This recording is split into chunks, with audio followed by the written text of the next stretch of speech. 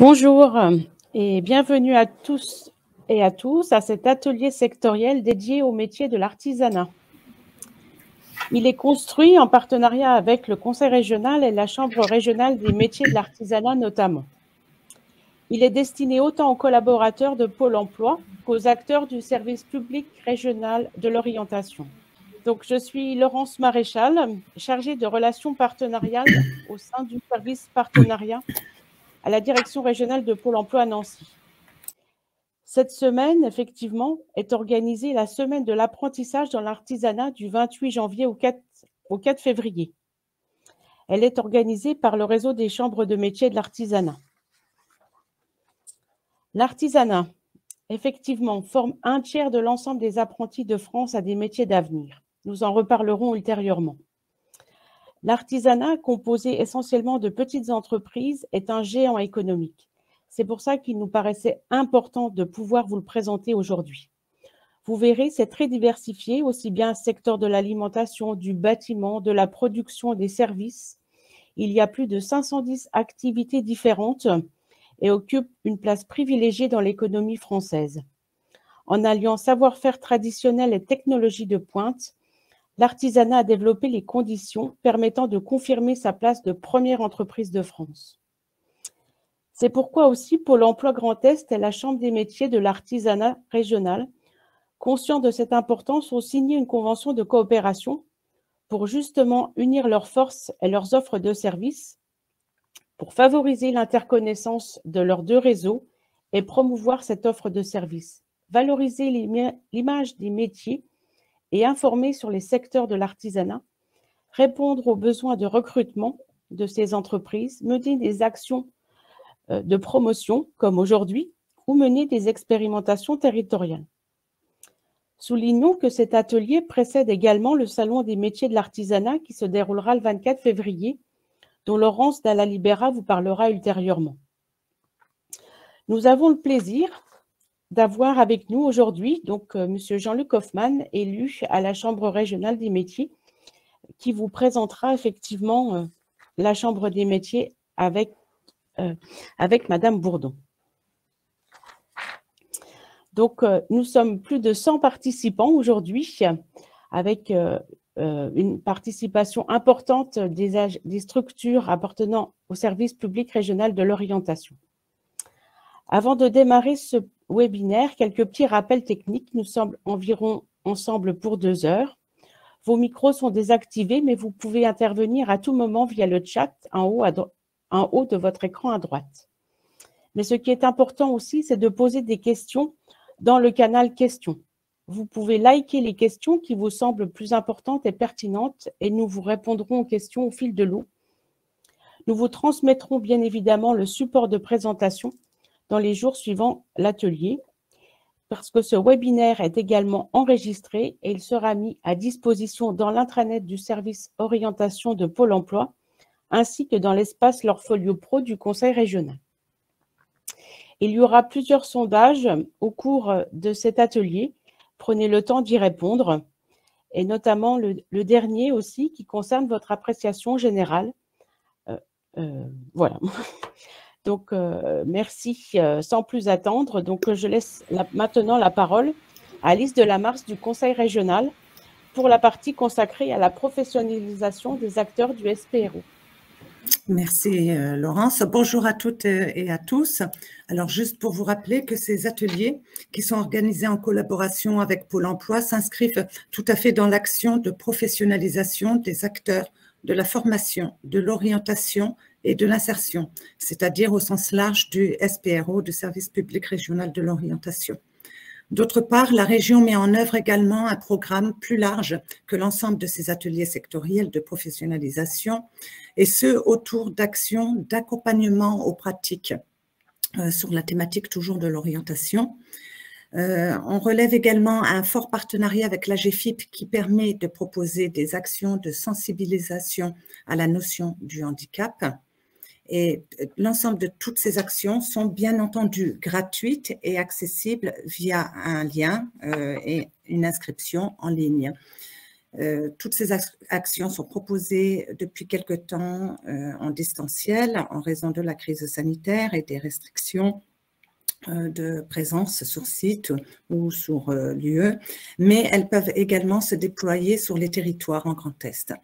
Vous trouverez le programme de ces actions de professionnalisation sur le site de la région, dont vous avez le lien en haut sur la slide. C'est dans les compétences donc de la région de professionnaliser les acteurs que s'inscrit cet atelier dédié au métier de l'artisanat. Et je passe la parole à Laurence de Pôle emploi pour l'introduction des intervenants, des professionnels.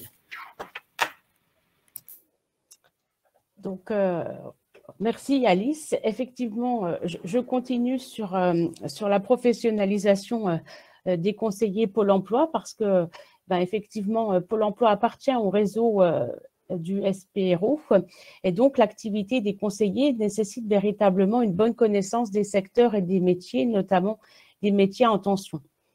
Donc, dans ce cadre-là, le service orientation de la direction des opérations à Pôle emploi propose une offre de services autour de 2 axes principaux.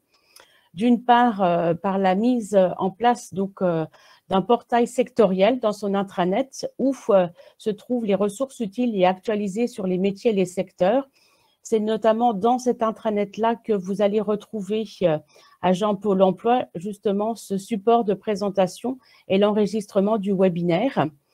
Et puis, donc, dans un deuxième axe, cette animation sous forme d'atelier sectoriel que nous construisons donc ensemble avec le Conseil régional.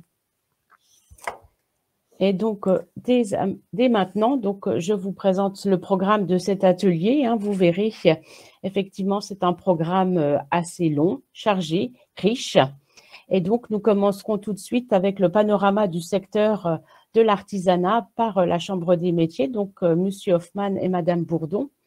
Ensuite, Monsieur Dallonjuil de l'OPCO, des entreprises de proximité, prendra le relais. Nous aurons des témoignages de professionnels, qui est toujours un moment important dans le cadre de ces ateliers où les différentes personnes vont parler de leur métier, de leur parcours, de leur recrutement. Nous avons un point spécifique sur les métiers d'art en Grand Est, avec Marie Flambard et Christophe Delavenne. Et ensuite, donc, comme je vous le disais en introduction, Laurence Dalla Libera vous présentera donc le salon virtuel qui se déroulera le 24 février prochain sur les métiers dans l'artisanat. Et nous conclurons, comme à l'accoutumée, par la présentation des ressources qui seront mises à votre disposition, donc aussi bien par la profession, la Chambre des métiers, la région et Pôle emploi, et nous envisagerons donc quelques perspectives. Voilà, je vous laisse la parole, Monsieur Hoffmann, Madame Bourdon. Oui, merci. Bonjour à toutes et à tous. Je suis Luc Hoffmann, je suis président de la Chambre de métiers d'Alsace, vice-président également de la CMA de région. Mais avant tout, je voudrais dire que je suis boucher charcutier traiteur et au cœur aussi, quelque part, des problématiques de l'emploi. En tout cas, sachez que je suis ravi d'être parmi vous aujourd'hui pour traduire de manière opérationnelle notre convention de partenariat entre Pôle emploi et la CMA qui a été signée, il me semble, le 7 septembre dernier. L'objectif premier pour nous est d'améliorer les réponses proposées aux besoins de recrutement des entreprises en favorisant le retour à l'emploi salarié et encourager la création reprise également d'entreprises. Et ça, c'est au cœur de nos projets au niveau de la Chambre de métiers. Beaucoup d'entre nous présents ici peuvent en témoigner. Aujourd'hui, les chefs d'entreprise artisanales rencontrent vraiment des difficultés pour embaucher. Et pourtant, les emplois sont là. L'année passée, ce sont plus de 20 000 entreprises artisanales de la région Grand Est qui ont procédé à des recrutements. Et près de 20% de nos entreprises ont encore aujourd'hui le projet de recruter dans les mois à venir. Aujourd'hui, aucun secteur n'est épargné. Le bâtiment, les services, l'alimentation, la fabrication, tous sont concernés par ce manque de candidatures et de main-d'œuvre qualifiée. Et le pire, c'est que certains d'entre nous se voient même devoir refuser des marchés parce qu'on n'a pas la capacité humaine à y répondre. Ce constat pour moi, est désolant à l'heure où la confiance économique revient. Nous avons 77% des artisans interrogés ces dernières semaines qui estiment que l'évolution de leur activité va se stabiliser ou s'améliorer dans les 6 prochains mois, et à l'heure où la flambée des prix des matières premières et les difficultés de recrutement constituent les 2 principaux freins à la reprise d'activité aujourd'hui. Alors, il y a quelques points que je voudrais mettre en exergue, comme la nécessité de révéler les métiers de l'artisanat, de mieux les faire connaître, à la fois auprès des jeunes, mais également auprès de tous les publics, auprès de tous les prescripteurs que vous êtes dans vos fonctions de conseiller Pôle emploi. L'artisanat aujourd'hui fait sens par le savoir-faire, la qualité, le maintien des services en proximité. Et je vous rappellerai également que l'artisanat, ce sont 250 métiers. Je voudrais également insister sur l'apprentissage. Dans le Grand Est, 153 300 jeunes se forment désormais dans l'artisanat.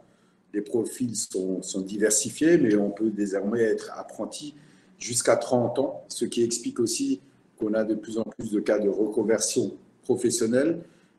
L'apprentissage apporte 2 avantages, permet de former des métiers en tension, mais aussi, et c'est le but de Pôle emploi, de résorber le chômage des jeunes. Enfin, je souhaite redire ici que les chambres de métiers accompagnent également l'entreprise à toutes les étapes du développement, donc de la création jusqu'à la pérennisation et jusqu'à la reprise. Nous sommes là pour offrir des solutions, pour grandir, mais aussi pour accompagner les demandeurs d'emploi dans leur projet de création en reprenant des entreprises existantes. Voilà, c'est dans ce cadre-là que j'espère que nous allons avoir des échanges prolifiques, que nous pourrons bien échanger sur les différents sujets et surtout que nous pourrons avancer en ayant comme objectif de servir les artisans qui sont à la recherche d'employés. Je vais maintenant laisser la parole à Isabelle Bourdon, la directrice régionale de l'économie à la Chambre de métiers de l'artisanat. Elle va vous rappeler, elle, quelques points, quelques chiffres clés de l'artisanat. Et n'hésitez pas à réagir. Je me permettrai également de s'en faisait sentir. Merci en tout cas. Merci Président, bonjour à toutes et à tous. Donc, Isabelle Bourdon, directrice régionale du développement économique à la CMA de région Grand Est. Une proposition de support pour vous présenter rapidement la réalité de l'artisanat en trois temps.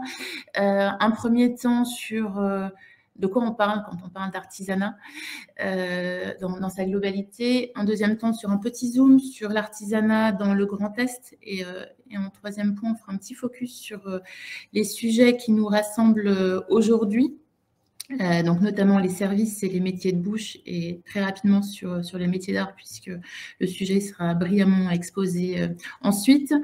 Et on n'évoquera pas en détail ici le bâtiment puisqu'il a déjà fait l'objet de vos ateliers sectoriels précédemment. Donc, de quoi parle-t-on quand on parle d'artisanat? L'artisanat en termes de réalité économique, c'est 1 700 000 entreprises, 3 millions d'actifs, et plus de 300 milliards d'euros de chiffre d'affaires. Donc, en résonance par rapport à la vidéo que vous avez vue en ouverture, l'artisanat constitue bien la première entreprise de France et on aime à le rappeler. Et une entreprise, une création d'entreprise aujourd'hui sur 3 est une entreprise artisanale. De quoi parle-t-on plus précisément? Comme le président Hoffmann l'évoquait, on évoque 250 métiers qui représentent 510 activités avec des codes qu'on appelle les codes NAFA différents et qui sont classés sur 4 secteurs d'activité. Donc, le bâtiment, on en parlait, qui est le secteur le plus important. Je crois qu'on verra ensuite que ça évolue sur la région Grand Est, le secteur des services, le secteur de la production et enfin le secteur de l'alimentation. plus précisément, quand on évoque ces métiers et ces secteurs d'activité, il y a des secteurs qui vont vous parler tout de suite par rapport à vos habitudes de consommation et d'autres qui vont revêtir peut-être une réalité différente. Donc, je ne vais pas passer trop de temps sur l'alimentation puisque la représentation collective des métiers qu'on peut avoir derrière est assez homogène. De la même façon pour le secteur du bâtiment. En ce qui concerne les services, au niveau de l'artisanat, on peut revêtir des réalités qui peuvent être différentes de la perception qu'on peut avoir au niveau de l'INSEE. Donc, globalement, au niveau de l'artisanat, on parle des services à la personne, enfin les services aux particuliers, non pas des services à la personne au sens silver economy, des services aux particuliers, avec plusieurs secteurs d'activité, l'esthétique et la coiffure, tous les métiers de la réparation. Et on retrouve aussi dans les secteurs de services au niveau de l'artisanat des métiers que certains conseillers n'imaginent pas forcément comme relevant de l'artisanat. Des ambulanciers, des taxis, des imprimeurs, des taxidermistes. Alors, ça va pas représenter le poids essentiel du secteur d'activité, mais néanmoins, voilà, on a un secteur des services dans l'artisanat qui est très prolifique et qui représente une très grande diversité d'activités. Et nous avons le quatrième secteur d'activité concernant la production-fabrication, et où là, on est vraiment en production d'objets. Et donc là aussi, vous pouvez vous faire une représentation de ces métiers. Quelques retours par rapport aux idées reçues et on vous laissera les supports par rapport à la perception des métiers de l'artisanat. On a conduit une enquête en ce début d'année auprès de jeunes de moins de 30 ans pour avoir une représentation de l'artisanat. Vous avez une représentation globale ici et qu'on vous transmettra, une exploitation sur deux éléments particuliers. C'est une évolution positive au niveau de l'orientation par rapport au métier de l'artisanat. 60% des jeunes ont déjà entendu parler des métiers de l'artisanat au moment de leur orientation, ce qui évolue de manière positive et qui n'était pas forcément le cas il y a quelques années. Et si 65% des jeunes ont parfois regretter leur orientation, on s'aperçoit aussi que 22% des jeunes diplômés du secondaire ou de l'universitaire choisissent aujourd'hui de se réorienter en suivant une formation par l'apprentissage dans l'artisanat. Donc un message aussi pour délivrer qu'en termes de profil, l'artisanat s'adresse à tout le monde et n'est pas un choix par défaut. Donc c'est aussi une idée contre laquelle on lutte et que l'évolution de l'image de l'artisanat évolue aujourd'hui auprès des plus jeunes et reste à évoluer aussi, à faire évoluer auprès de l'ensemble de nos publics. Par rapport aux idées reçues, un petit zoom aussi sur les salaires. Alors quand on parle de salaire, c'est toujours très délicat puisqu'on parle de moyenne et donc on traduit des réalités qui sont très différentes. Le salaire médian annuel de l'artisan est autour de 30 000 €, avec forcément un gap entre un débutant et les personnes les plus expérimentées. Et on vous a repositionné ici quelques zooms sur les salaires médians par nature d'activité et par an. Donc, ce sont des chiffres qui sont issus des déclarations de revenus des indépendants des métiers de l'artisanat en 2020 et qui ont été fournis par la sécurité sociale des indépendants.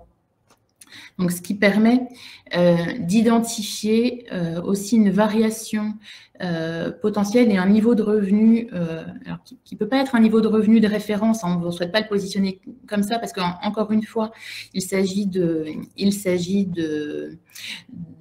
moyenne et et que sur une même profession, on pourrait aller du simple au triple, voire au quadruple. Mais tout ça pour démontrer qu'il y a une perspective de faire carrière dans l'artisanat.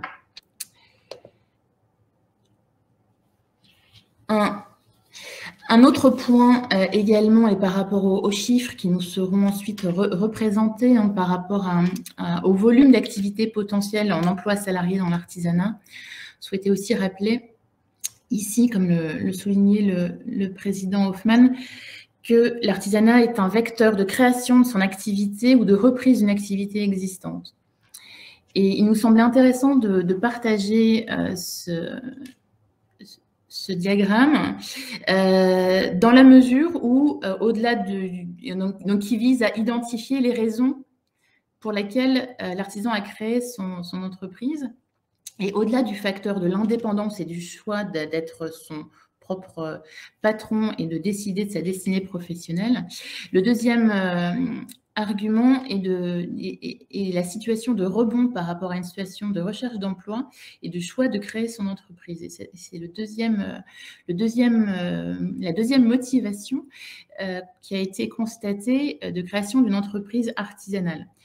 Voilà, donc ce qui est aussi pour nous un élément assez moteur par rapport à nos échanges de l'après-midi, puisque les demandeurs d'emploi ne sont pas forcément uniquement une cible pour le recrutement, mais aussi potentiellement des entrepreneurs potentiels. Un petit zoom par rapport à ce sujet de l'entrepreneuriat et par rapport à la reprise d'entreprise. Nous avons développé, grâce au partenariat avec la région, cette année, le site Trans Entreprise qui permet de livrer les projets d'entreprise à céder sur le Grand Est. Et nous avons aujourd'hui plus de 350 entreprises à céder sur le territoire du Grand Est. Et on recouvre toutes les activités et en particulier, en premier lieu, les deux sujets qui nous occupent aujourd'hui, les activités de services et l'alimentation. Donc, qui sont les deux activités principales à céder. Et on y reviendra ensuite sur le Zoom. Mais sachez qu'en fonction des profils que vous avez devant vous, on dispose aussi de cet outil qui permet d'identifier par territoire. Vous avez là les différents Zooms potentiels, les différents critères potentiels, au niveau, que ce soit au niveau géographique du secteur d'activité, des effectifs, au niveau de la reprise potentielle d'activité sur les territoires. Un point sur la transmission. Sur la transmission et par rapport à l'âge des dirigeants globalement des entreprises, plus de 20% de nos dirigeants ont plus de 55 ans aujourd'hui, donc vont devoir anticiper une cession d'entreprise. Et l'autre information importante est que la moyenne d'âge pour la création d'une entreprise constatée actuellement est de 39 ans. Il n'y a donc pas d'âge pour créer son entreprise, et on peut aussi créer son entreprise après une première expérience professionnelle comme salarié. Voilà pour le zoom un petit peu général. En ce qui concerne notre réalité dans le Grand Est, on a dans le Grand Est 123 000 entreprises artisanales, 127 000 dirigeants, une entreprise pouvant avoir plusieurs dirigeants, et qui représente près de 300 000 emplois. Au niveau de notre réalité emploi, on représente près de 300 000 emplois sur le Grand Est, avec pour près de la moitié des sociétés et un peu plus de la moitié des entreprises individuelles, dont près de 40% de micro-entreprises. Un petit point à vous proposer sur l'évolution du nombre d'entreprises. On a une croissance claire du nombre d'entreprises artisanales. avec une évolution de plus de 30% du nombre d'entreprises depuis entre 2015 et 2020. Donc, c'est une croissance qui est assez inédite. Hein. Pendant très longtemps, on a parlé d'à peu près 100 000 entreprises artisanales dans le Grand Est, et en fait, on a passé la barre des 120 000 entreprises. Donc, notamment avec le développement, et ça, il faut aussi un constat à partager, avec le développement des micro-entreprises. Donc, il y a un statut particulier et très souvent une première marche dans la création de son activité professionnelle. Un petit zoom à vous partager sur la représentativité des secteurs d'activité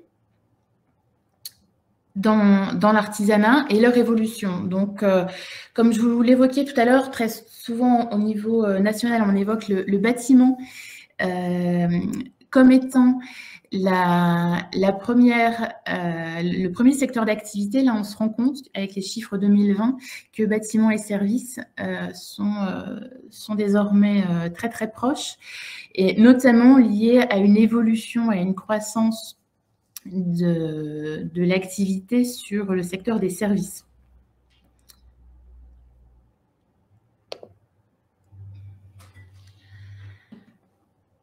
Un point d'arrêt également par rapport à cette réalité économique, c'est la formation des artisans.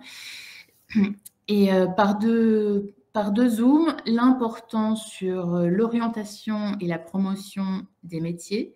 C'est-à-dire que parmi nos métiers, nous sommes en relais pour orienter les jeunes et les moins jeunes vers l'artisanat et une intervention auprès des publics, qu'ils soient scolaires ou demandeurs d'emploi. Donc là, l'autre message à délivrer, c'est n'hésitez pas à solliciter vos chambres de métiers en territoire pour intervenir aussi auprès de vos publics. Et je passe sur les autres items que vous aurez, et avec l'intérêt de souligner 2500 conventions de stage découvertes dans les métiers. Sur l'apprentissage, qui constitue clairement une voie d'excellence pour l'artisanat, vous rappelez qu'on a plus de 4000 apprentis formés dans les CFA de la CM1 Grand Est, au sein du réseau, avec 54 formations et plus de 2000 offres d'apprentissage qui sont collectées. Donc, c'est important aussi pour nous de rappeler cette réalité dans le Grand Est. Si j'aborde notre dernier point sur les focus, notamment sur les focus métiers, donc on évoquera les métiers de bouche, donc qui représentent plus de 11 000 entreprises dans le Grand Est. Près de 20% des dirigeants ont plus de 55 ans, donc il y a une problématique de cession clairement qui apparaît. On a un équilibre sur la répartition des entreprises individuelles et sociétés, mais malgré tout avec un taux important de micro, 60%. Et une évolution du nombre d'artisans sur ce secteur d'activité. Sur les trois focus qu'on vous propose ici, on extrait ces données de l'Observatoire pour l'artisanat du Grand Est, qui est notre observatoire OPEJ, outil co-construit avec la région, et qui nous permet, au fil de l'eau, d'auditionner l'ensemble des entreprises artisanales de la région. Notamment sur le volet compétences et sur le volet développement économique. Et donc, ces entreprises sont régulièrement interrogées quant à leur projet de recrutement ou à leur retour d'expérience sur les recrutements. Ce que l'on identifie sur les métiers de bouche par rapport à leur expérience sur les 12 derniers mois sur les recrutements, c'est qu'on assiste à un secteur d'activité qui recrute davantage que la moyenne régionale, avec un tiers, enfin 31,5% des entreprises qui ont procédé à au moins un recrutement sur les 12 derniers mois. Et quand on interroge ces entreprises sur le nombre de salariés qu'ils ont recrutés, on est sur une moyenne de 2,7, donc ce qui est vraiment conséquent. Et ces emplois sont à la fois, ces recrutements représentent pour 45% des créations de postes et pour 35% des remplacements. Donc, il y a aussi cette logique de gestion prévisionnelle des compétences à intégrer dans les métiers de bouche avec un renouvellement des compétences. Concernant les profils des personnes embauchées, donc là, c'est la question inverse. Quel a été le niveau des personnes qui ont été embauchées globalement et sur les métiers de bouche, le niveau des embauches se situe majoritairement en CAP, BEP. Et si on regarde la répartition demandeurs d'emploi, salariés qui étaient déjà en poste ailleurs ou en reconversion professionnelle, voire même bénéficiaires du RSA, on s'aperçoit qu'on a un équilibre dans ces recrutements entre les demandeurs d'emploi et les personnes qui ont changé d'activité professionnelle.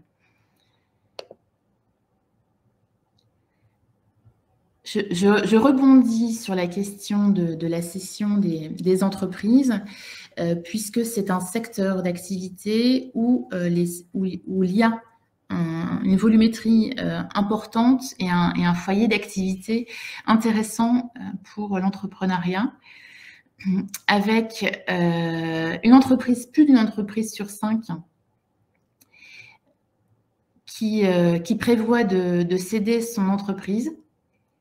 Et quand on regarde les chiffres, c'est assez édifiant, à moins d'un an. Donc, voilà, on a un volume très important qu'on ne retrouve pas encore dans la totalité sur Transentreprises, mais qui constitue l'un des 2 secteurs les plus présents sur cet outil, avec actuellement sur notre outil partagé 41 entreprises du secteur boulangerie et pâtisserie chocolaterie, 19 bouchers, charcutiers, traiteurs et trois autres activités. Donc on s'aperçoit là qu'on est à la fois sur un secteur qui embauche et en même temps un secteur qui est en voie de mutation par rapport à la problématique de la cession.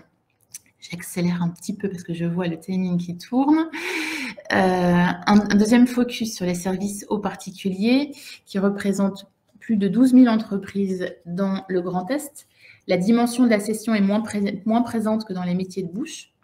Et l'autre zoom qu'on souhaitait apporter ici, c'est qu'on a un pourcentage important de micro-entreprises. On a une tendance moindre au recrutement, à la fois en nombre d'entreprises qui a recruté et quand elles recrutent sur le nombre d'entreprises, sur le nombre de personnes recrutées. Et dans les perspectives 2022, on a également une moyenne qui est un peu plus faible sur les déclarations des entreprises auditionnées, même si les difficultés réelles de recrutement sont importantes sur les métiers des services. Je passe très vite, et ça vous les aurez sur les services aux particuliers par rapport aux profils. Donc, on reste sur les profils majoritairement CAP, BEP. Et par rapport aux profils salariés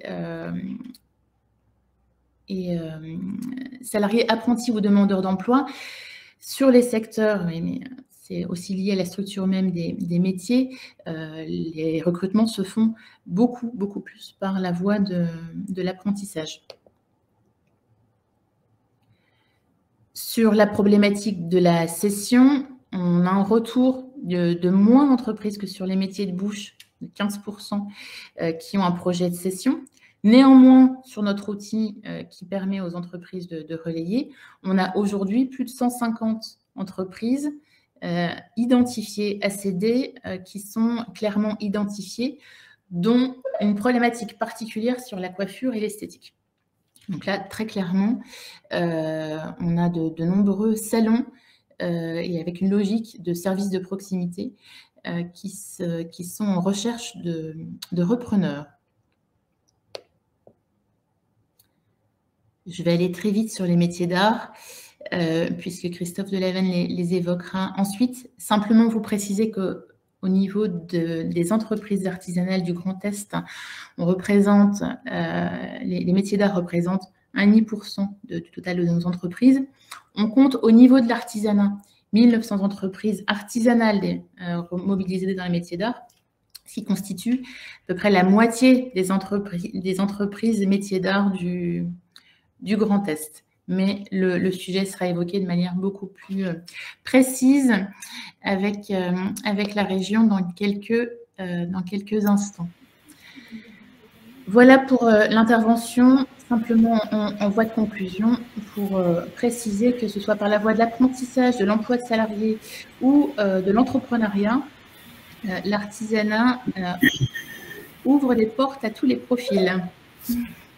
Merci. Merci beaucoup.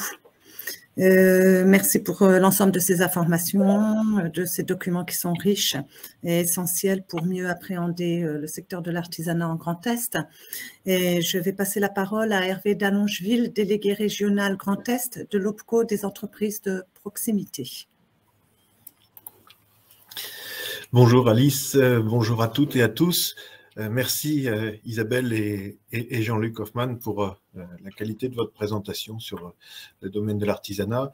En ce qui me concerne, pour le l'OPCO des entreprises de proximité en Grand Est, je vais vous faire un petit récapitulatif de l'activité de nos conseillers, puisque une vingtaine de collaborateurs sont présents sur le terrain en région Grand Est, au contact des entreprises, et nous sommes là pour les accompagner, notamment sur le financement de leurs actions de formation, mais aussi de plus en plus sur l'accès à l'emploi, avec notamment le financement des contrats d'apprentissage, les contrats de professionnalisation, mais aussi tous les dispositifs que bon nombre d'entre vous autour de la table aujourd'hui connaissent, avec la mise en place, notamment avec Pôle emploi, des préparations opérationnelles à l'emploi, par exemple.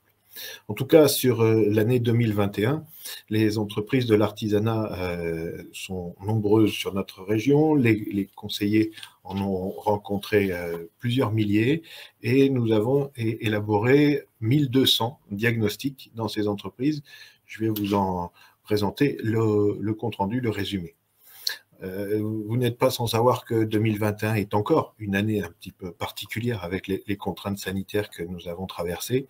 Et malgré tout, et qu'on traverse encore, malgré tout, les entreprises de l'artisanat ont bien supporté cette situation spécifique, cette situation un peu particulière. 85% des entreprises nous ont signifié avoir, au cours de cette année, une trésorerie encore suffisante. Une activité, un chiffre d'affaires qui, pour 57% d'entre elles, est en situation stable, ce qui n'est pas forcément le cas de toutes les branches professionnelles de l'économie française. On pourrait quand même citer 20% qui ont subi une baisse d'activité cette année, pas seulement à cause du Covid, mais également 16% aussi qui sont en progression. Sur ces entreprises, donc 1270 enquêtes qui ont été menées, 5% se considèrent en difficulté et seulement 1% craignent de devoir licencier. Donc on pourrait aussi résumer et insister sur le fait que quand on rentre dans l'artisanat, on rentre dans des entreprises qui se portent globalement bien. C'est important de le savoir. Quand on est dans des branches d'activité comme les métiers de bouche, par exemple, eh bien, quel qu'il soit, je dirais que quelqu'un qui y rentre avec son diplôme et son envie, il peut faire une belle carrière sans crainte, entre guillemets, du contexte économique. Donc c'est important de l'avoir à l'esprit parce que c'est important aussi de rassurer les demandeurs d'emploi qui se dirigent aujourd'hui vers ces métiers. On a donc rencontré, comme je le disais, 1200 entreprises et sur 1200 entreprises, ce sont quand même plus de 450, 467 postes exactement, qui ont été identifiés lorsqu'on passait dans les entreprises. Évidemment, la situation de l'emploi est extrêmement fluctuante, ce n'est pas à vous tous autour de la table que je vais l'apprendre, mais c'est un chiffre que je trouve particulièrement satisfaisant, particulièrement prometteur. C'est 23% des entreprises qui nous ont signifié souhaiter recruter dans les 6 mois. Ça vient compléter ce qui a été présenté par Isabelle Bourdon juste avant, où effectivement les employeurs sont tout à fait disposés à recruter, et je dirais même, quel que soit le contexte, même dans un contexte un petit peu anxiogène comme celui qu'on traverse actuellement. 38% nous ont quand même signifié avoir des difficultés de recrutement, et les difficultés de recrutement sont aussi bien lorsque l'entreprise décide de recruter en alternance ou de recruter par des contrats classiques CDD, CDI. Mais ceci dit, 68% des entreprises interrogées, donc 2 sur 3, nous ont déclaré être favorables à l'embauche par l'alternance. Donc si on a un public jeune ou moins jeune, parce que c'est vrai que derrière l'alternance, on a certes le contrat d'apprentissage, mais n'oublions pas le contrat de professionnalisation qui existe également et qui peut s'adresser à une autre génération que les jeunes qui sont en centre de formation d'apprentis. En tout cas, les deux contrats se complètent, et l'alternance est une voie royale pour rentrer dans les métiers de l'artisanat.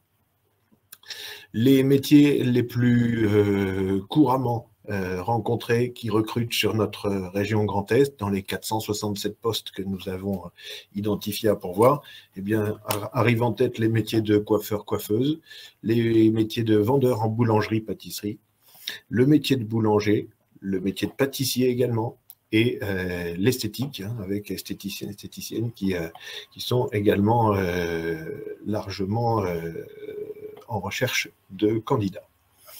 Les problématiques qui sont souvent levées par les entreprises, quand on les interroge justement sur les freins à l'embauche, notamment en alternance, certains nous éclairent en nous disant justement que c'est surtout le besoin de personnel expérimenté qui fait qu'ils hésitent à démarrer les nouveaux embauchés par l'alternance, mais arrive également en deuxième position, et là je trouve que c'est un point extrêmement positif, c'est que les entreprises aujourd'hui ne peuvent accueillir trop d'apprentis en même temps, c'est normal, il faut bien consacrer du temps aussi à l'apprenti dans l'entreprise, et donc le fait d'avoir une entreprise sur 4 qui nous dit « moi je recrute déjà en apprentissage, j'en prendrais bien davantage si j'avais la possibilité justement de consacrer du temps homme en face ». C'est le troisième sujet qui arrive, c'est justement le temps consacré qui peut paraître trop important pour certains. En tout cas, ce qu'il faut retenir, c'est que, pour résumer ces 2 slides, c'est que l'artisanat, non seulement est présente partout sur le territoire, c'est un maillage important de territoire, donc il y a à proximité du lieu d'habitation de chaque candidat des entreprises de l'artisanat qui recrutent. C'est aussi justement les entreprises qui se donnent la possibilité d'embaucher sur tous les canaux, y compris l'alternance, et cette possibilité justement de faire aussi d'envisager la reconversion, puisque ces métiers peuvent permettre d'être accessibles par la formation. Pour terminer, je vais vous évoquer deux points. Les entreprises qui ont, une fois qu'elles ont intégré leurs collaborateurs, continuent à les accompagner. C'est important de rester effectivement formés, et les entreprises de l'artisanat, pour 40%, ont l'intention de continuer à former leurs salariés dans les mois qui suivent. Donc, si on les interroge régulièrement, nous finançons les actions de formation. Eh bien, 40%, comme je le disais, des salariés sont formés sur des métiers, comme vous le voyez, et sur des techniques métiers notamment, les techniques spécifiques métiers. On a aussi les thématiques de formation. 7% des actions de formation que nous finançons sont sur le commercial, le marketing et la vente. C'est là aussi des thématiques qui sont transposables, transversales, qui peuvent servir aussi à d'autres métiers lorsqu'on se forme à ces thématiques. 7% des actions de formation concernent également le management. Ça veut dire que les techniques de management, d'encadrement sont également partie prenante, et que les acteurs de l'artisanat, lorsqu'ils grossissent, lorsqu'ils grandissent, lorsqu'ils étendent leur effectif, eh bien, pensent bien aussi à accompagner leurs collaborateurs sur ces thématiques. Pour terminer, donc un point aussi positif dans le cadre de la promotion des métiers, dans le cadre de l'immersion, dans le cadre de la présentation des métiers, 39% des entreprises que nous avons rencontrées se disaient prêtes à accueillir un stagiaire, 4 sur 10. C'est quand même là aussi extrêmement valorisant, et je crois qu'il n'y a rien de plus concret, rien de plus parlant que de voir les choses en réel. 11% des entreprises, donc 1 sur 10, étaient prêtes même à participer à des actions de présentation des métiers. Donc ça, pour nous, c'est important, c'est intéressant parce qu'on peut les mobiliser dans le cadre d'actions ou de dispositifs. Le Conseil régional est actuellement en phase de mise en place du réseau des ambassadeurs métiers, de ce genre de questions qui nous taraudent au quotidien. Et vous, professionnels du recrutement, du placement, professionnels de l'orientation et de l'information métier, c'est important que vous sachiez justement que sur la région Grand Est, eh bien, les entreprises sont tout à fait ouvertes à participer à des forums métiers, à participer à des présentations. D'ailleurs, on en aura quelques exemples après ma prise de parole. Pour terminer, effectivement, lorsqu'on interroge les entreprises sur qu'est-ce qu'elles attendent justement de l'accompagnement, par exemple, du conseiller de l'OPCO, eh bien, au-delà des thématiques sur comment je forme mes salariés, parce que c'est vrai que la formation reste une nébuleuse et il nous faut être sur le terrain pour expliquer, vulgariser, avoir un rôle pédagogique pour expliquer comment former les collaborateurs. Et au-delà de l'appui sur la recherche de financement, arrivent quand même à 22% les aides pour recruter les futurs salariés, dont les jeunes. Donc, tout l'intérêt de cet atelier comme aujourd'hui, justement, c'est de partager les informations, partager les données, et de manière justement à ce que les entreprises puissent trouver facilement leurs futurs collaborateurs. Voilà, je ne vais pas m'étendre plus longtemps. Je crois que j'ai un petit peu débordé sur le… Vous avez démarré avec un peu trop tard, donc voilà.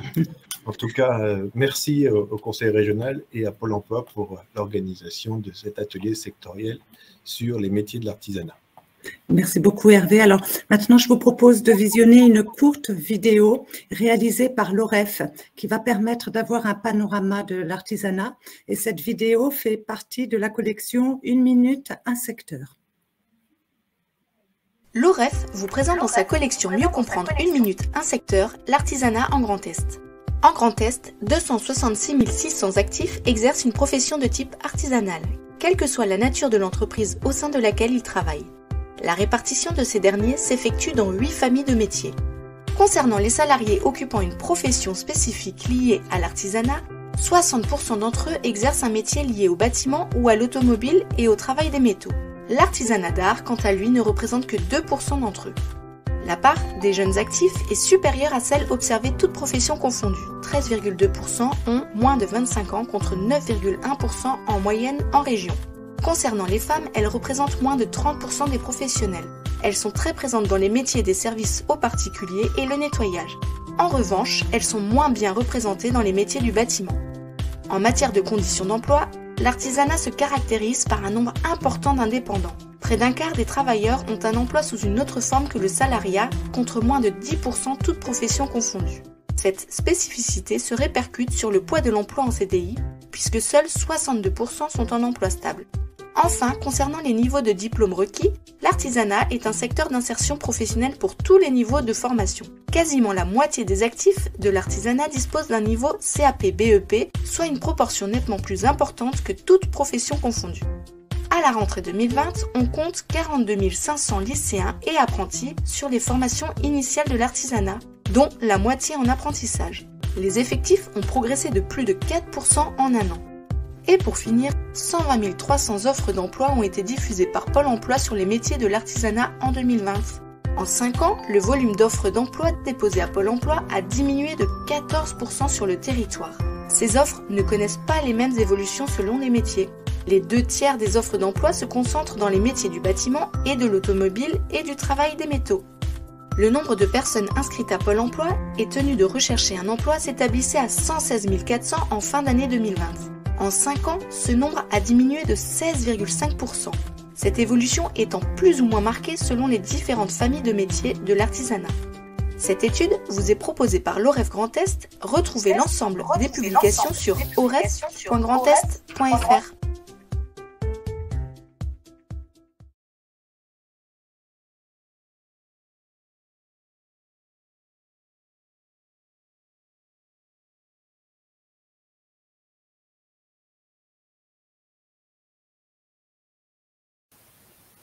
Micro, Alice. Excusez-moi. Oui, donc là, on va démarrer les témoignages de professionnels. Donc, si Monsieur Nozal est présent. Non. Alors, on va peut-être inverser avec Rosa Sareva. Ah. Oui, bonjour à tous. Bonjour. Donc, Rosa, vous êtes coiffeuse barbière et vous êtes installée à Verdun, dans la Meuse. Vous êtes également présidente de l'UNEC, c'est-à-dire l'Union nationale des entreprises de coiffure de la Meuse et également du Grand Est. On vient de découvrir que les jeunes à 89% ont une représentation des métiers de l'artisanat plutôt manuels et plutôt mal considérés pour 66% d'entre eux. Alors, Rosa, pouvez-vous nous éclairer sur le métier de la coiffure? Quelles sont les conditions d'exercice? Notamment, on a vu qu'il y avait des questions sur le diplôme prérequis, le CAP, enrichi du BP. Est-ce que vous pouvez nous faire un petit tour d'horizon sur la profession, le secteur de la coiffure? Oui, tout à fait.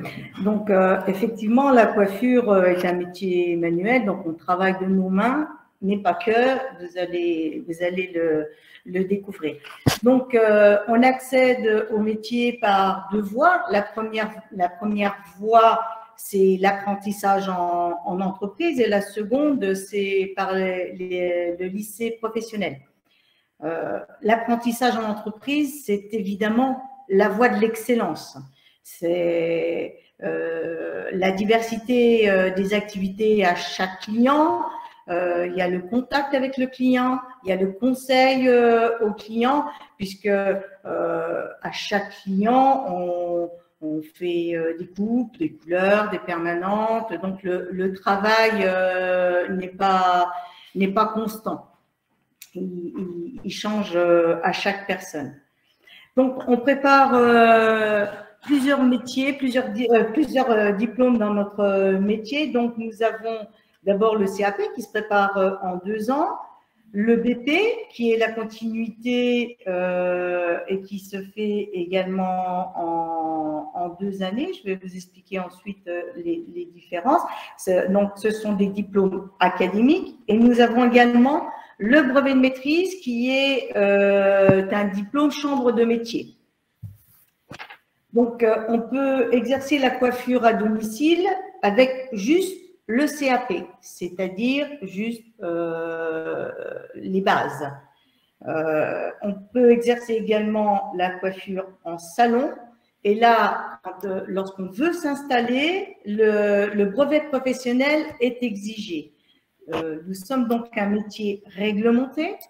Et pourquoi cette réglementation? Simplement parce que le diplôme, donc le BP, brevet professionnel, a une grande partie de connaissances en chimie pour la maîtrise des produits. C'est la raison pour laquelle nous sommes tenus d'avoir ce brevet professionnel. Alors justement, je me permets, je vous coupe, Rosa. Si je veux ouvrir un salon de coiffure, il me faut un CAP, est-ce que ça me suffit ou pas? Non. Si je veux coiffer les gens à domicile, ma clientèle à domicile, le CAP suffit ou pas? Voilà, vous voyez, c'est peut-être cette nuance qu'il faudrait… Donc, à domicile, le CAP suffit. Mais si je veux ouvrir un salon de coiffure, je dois être titulaire du BP à cause de la réglementation et des exigences que représentent les produits. Donc, mais nous avons les mêmes obligations métiers, que ce soit à domicile ou en salon, que ce soit en hygiène, en sécurité, en santé, nous avons le même métier. Voilà. Donc, nous avons un métier qui requiert quand même un minimum de compétences, outre les capacités artistiques. La politesse, c'est évident. L'hygiène rigoureuse, qu'elle soit personnelle ou au salon, ça va de soi. Mais le métier de coiffeur requiert quand même un minimum en calcul. Par exemple, en couleur, on fait des mélanges et on utilise les fractions pour faire ces préparations. On utilise, par exemple, un quart de tel produit et trois quarts d'un autre, ou un tiers de tiers. Donc, quand on demande à un jeune de préparer, par exemple, 30 grammes de produit, on lui dit un tiers de ce produit-là, deux tiers de ce produit-là, il doit savoir combien de grammes ça représente, un tiers ou deux tiers. Ça paraît simple, mais ce n'est pas évident pour toujours. J'en ai fait parfois les frais. Donc, nous devons également avoir des compétences en chimie, hein, parce que il faut avoir la connaissance des propriétés des composants de produits. Donc, il faut pouvoir comprendre et assimiler les fonctions de ces produits. Mais nous devons également avoir une compétence en géométrie. Pourquoi? Parce que la coupe, c'est de la géométrie. On travaille avec des angles, 30%, 45%, 90%. Donc, si pour réaliser une coupe, on doit prendre une mèche à 30% et qu'on ne sait pas ce que représente 30%, qu'on l'attire à 45%, eh bien, la coupe, elle ne sera pas du tout celle qu'on voulait. Donc, ce sont des compétences qui sont exigées dans notre métier. Voilà. Nous avons également besoin de gestion, de comprendre la gestion de l'entreprise. Et c'est un panel qui est appris dans le diplôme du brevet professionnel, puisque c'est le diplôme qui ouvre la possibilité d'avoir une entreprise, un salon de coiffure à soi-même. Voilà. Alors, je me permets, Rosa, j'ai une question parce que là, on parlait des diplômes d'une conseillère présente sur l'atelier sectoriel qui dit « Il me semblait qu'il fallait qu'un des salariés du salon détienne le BP coiffure et dans ce cas, le gérant pouvait avoir uniquement le CAP pour le salon. Alors, est-ce possible ?» Alors, c'est exact. En fait, une personne qui est titulaire du CAP, elle peut très bien acheter un salon de coiffure. Toutefois, notre réglementation prévoit qu'un brevet, au minimum un brevet professionnel, parce que le BM étant de niveau supérieur, répond également à la qualification. Donc, il faut qu'un brevet professionnel soit présent dans l'entreprise pendant toute l'amplitude horaire d'ouverture du salon. Donc, attention, parce qu'un employé représente 35 heures souvent, et l'amplitude horaire des salons sont souvent plus que 35 heures. Donc, ça veut dire, dans ces cas-là, qu'un seul salarié ne suffit peut-être pas. Et quand s'il n'y a qu'un seul salarié titulaire du BP, quand il est en congé ou en arrêt maladie, l'entreprise va être fermée. D'accord. Merci beaucoup pour ces éclairages. Et autre question d'une autre personne présente sur l'atelier sectoriel qui nous indique qu'il y a actuellement des difficultés de recrutement d'apprentis en coiffure. Mon coiffeur est désespéré, a fini par réduire les jours d'ouverture. Alors, effectivement, j'ai entendu parler également d'un salon en Moselle qui ferme le samedi pour pallier à ce manque de personnel. Est-ce que vous pouvez nous confirmer qu'on manque de coiffeurs et de coiffeuses en Grand Est? Alors, c'est vrai que la coiffure est actuellement un métier en tension et qui cherche du personnel. Notre métier prévoyait conventionnellement un seul apprenti par entreprise. Depuis le mois d'octobre, cette réglementation a été ouverte. On peut maintenant former 2 apprentis comme le Code du travail le prévoit. Parce qu'il y a longtemps, notre profession limitait la formation pour éviter que les jeunes formés ne soient pas au chômage, quoi, en fait. Donc maintenant, il se trouve que le nombre d'entreprises s'est développé et de plus en plus de salons recrutent. Mais pourquoi? Parce qu'en fait, il y a un grand turnover dans notre profession et lorsqu'on forme une coiffeuse ou un coiffeur, une coiffeuse surtout, on s'est rendu compte que le temps dans le métier était de 6,7 ans, c'est-à-dire moins de 7 années dans la profession. Souvent, les femmes, lorsqu'elles deviennent mamans, eh bien, elles abandonnent le métier, ce qui fait qu'on est constamment obligé de former. C'est ce qui explique un petit peu pourquoi aujourd'hui nous sommes en difficulté de recrutement et puis tout le monde veut le BP parce qu'on vient de l'expliquer, nous sommes un métier réglementé par la présence de BP dans l'entreprise et il faut absolument que tout le monde soit titulaire du BP en salon de coiffure pour que s'il y a une personne absente, une autre peut répondre à cette exigence. Tout à fait. Et dernier point, on parle de l'évolution des produits que vous utilisez. De plus en plus, la clientèle est sensible aux composants, des colorations, etc.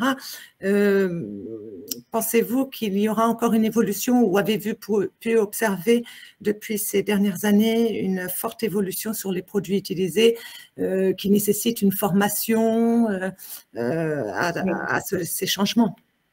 Oui, alors les métiers les produits évoluent en qualité dans la profession et donc la coiffure a pris conscience de l'impact des produits dont certains peuvent être nocifs pour la santé. Hein. Donc, un label développement durable qui s'appelle Mon coiffeur s'engage a été créé par les institutions de la coiffure parce que également la clientèle devient plus exigeante et elle se tourne vers des produits bio ou naturels au moins. Hein. Donc, la coloration végétale fait partie de ces produits, de ces nouveaux produits, on va dire. Donc, elle se développe de plus en plus, mais cette prestation requiert une connaissance parfaite en colorimétrie. D'accord. Actuellement, la coloration végétale n'est pas au référentiel diplôme. Et donc, la formation est assurée par les maisons et par les entreprises qui ont opté pour ces produits. Mais l'UNEC national se penche actuellement sur cette problématique de formation sur la coloration végétale. D'accord. C'est l'avenir, ce sont des produits qui aujourd'hui on le vend en coupe et on comprend pourquoi, parce que dans la coloration végétale, il n'y a pas de chimie. Et merci beaucoup. Et dernier point, par rapport aux jeunes qui veulent découvrir les métiers de la coiffure. Alors, je tiens à préciser qu'effectivement, vous l'avez souligné, il y a plus de femmes que d'hommes dans ce métier qui, pour l'instant, n'est pas mixte. Hein. Donc, 98% de femmes. Voilà. Et est-ce que vous accueillez de temps en temps des jeunes ou des demandeurs d'emploi pour valider un projet professionnel ou une orientation professionnelle?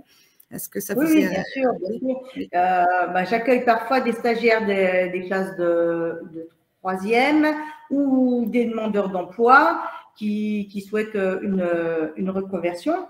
J'ai également animé un atelier coiffure au collège d'à côté de mon entreprise. Ils ont un projet pédagogique de comédie musicale, donc j'animais un atelier, je formais des jeunes et c'est avec plaisir que j'ai vu quelques jeunes se diriger vers cette profession, effectivement.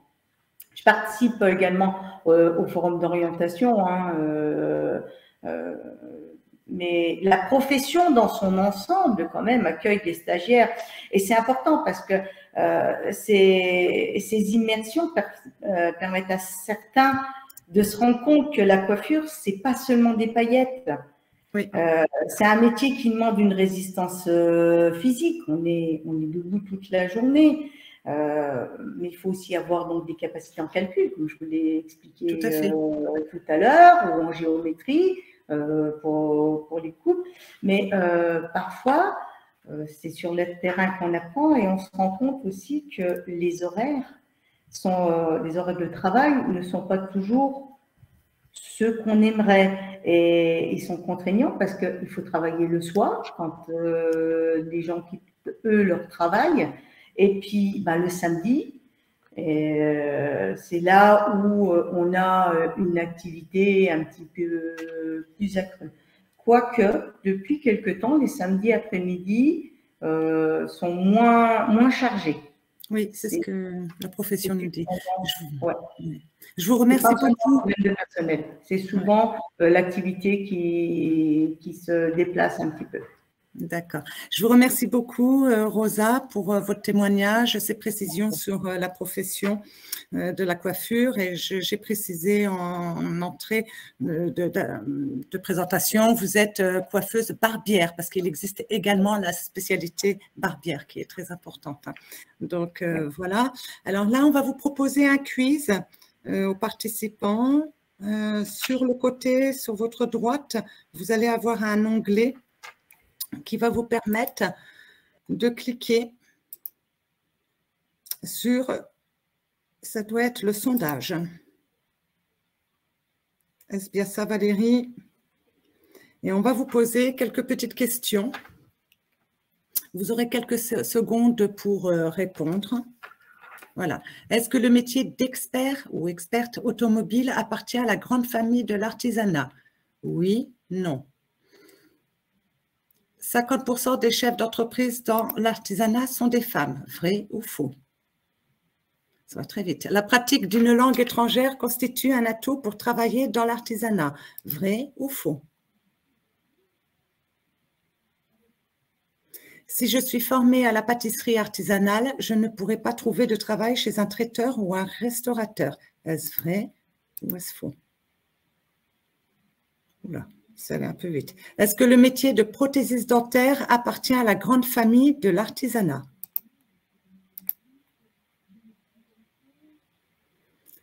Est-ce que le métier de conducteur ou conductrice de taxi appartient à la grande famille de l'artisanat? Bonjour. Voilà, bonjour Monsieur Nozal. Bonjour Jean-Luc. Bonjour Monsieur. Alors, Monsieur Nozal, je vous demanderai, là on fait le sondage, on a du coup un peu décalé le programme, donc on termine le sondage et après on démarre votre témoignage. Voilà.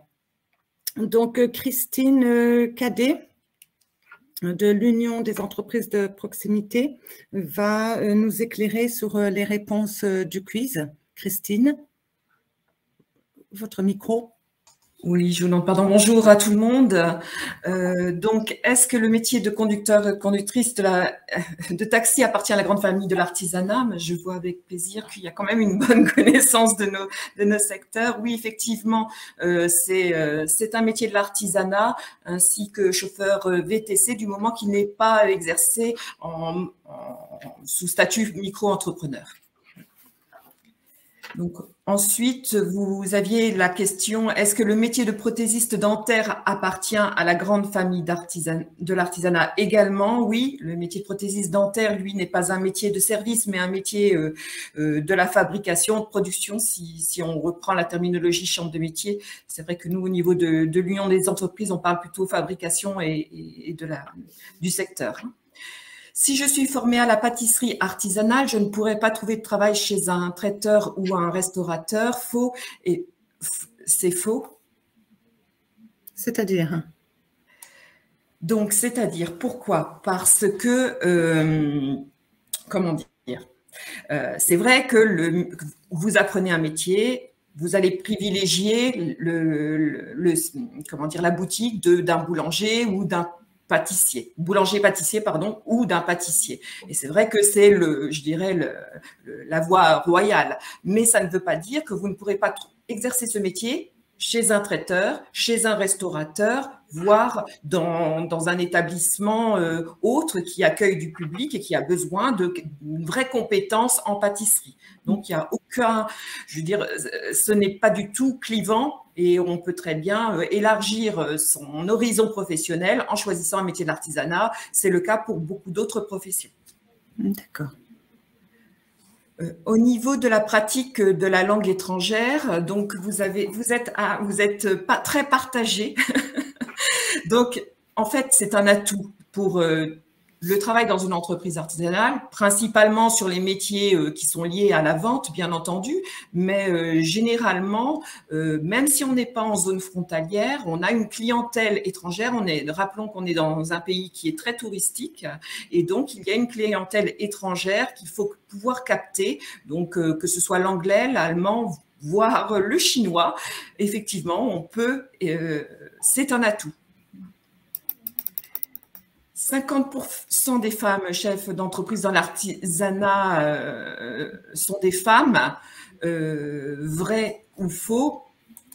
Donc là, les résultats, c'est majorité pour faux, minorité pour vrai. Alors là, ça va totalement dépendre du secteur d'activité. Effectivement, si vous prenez les métiers de service, vous allez approcher des taux très importants de féminisation des femmes chefs d'entreprise.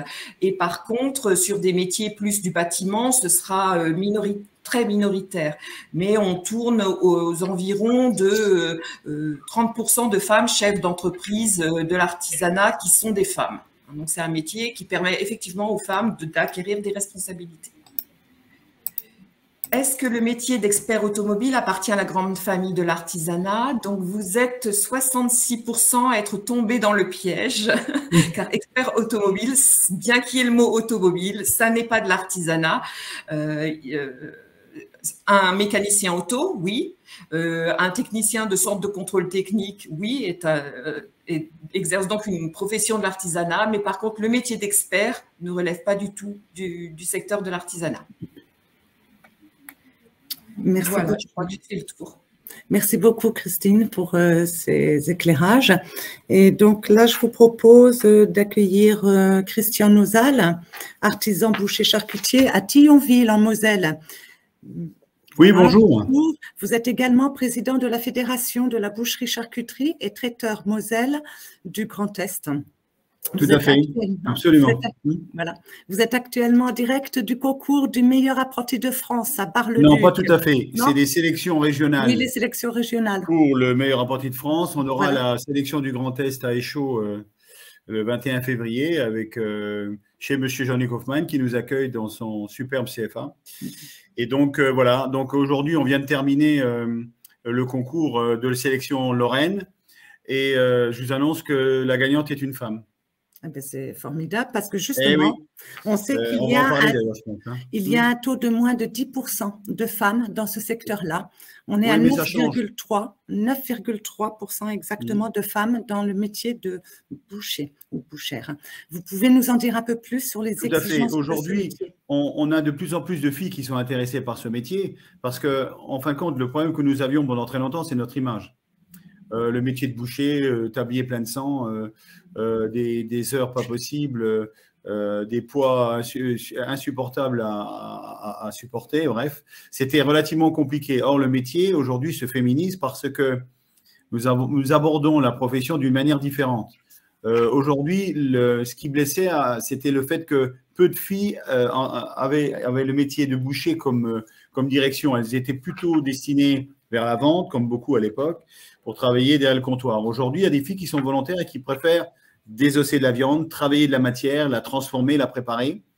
Et on s'est rendu compte à l'usage que les filles sont souvent plus méticuleuses au niveau de la finalité finale du produit, c'est-à-dire lorsqu'on arrive au stade de présenter le produit dans un comptoir. C'est vrai que les filles sont, à mon avis, plus douées. La preuve, c'est qu'aujourd'hui, la gagnante de la sélection Lorraine est une fille. Et j'en suis très, très, très content pour ça. Donc, aujourd'hui, le métier communique beaucoup au niveau national, au niveau régional, au niveau départemental. Dans l'ensemble des territoires, on axe un peu notre problématique de recrutement aussi vers les filles. Le métier de boucher n'est pas un métier qui doit être réservé aux hommes. Le seul problème encore aujourd'hui, c'est le problème du poids de certaines carcasses, mais on a tendance à régler le problème par soit des découpes qui sont au niveau des abattoirs faites à plus petite taille, si vous voulez, au lieu d'avoir un demi-bœuf ou un quart de bœuf, eh ben, on peut faire que le quart de bœuf soit encore découpé en deux. Et le seul problème reste encore le problème du poids. Mais on a aussi du matériel qui permet aussi de pouvoir déplacer des charges sans difficulté pour les filles. Voilà, en gros, ce que je peux vous dire sur le problème des filles. Et les filles sont très, très attirées aujourd'hui par ce qui n'existait pas avant, c'est-à-dire le métier de boucher. D'accord.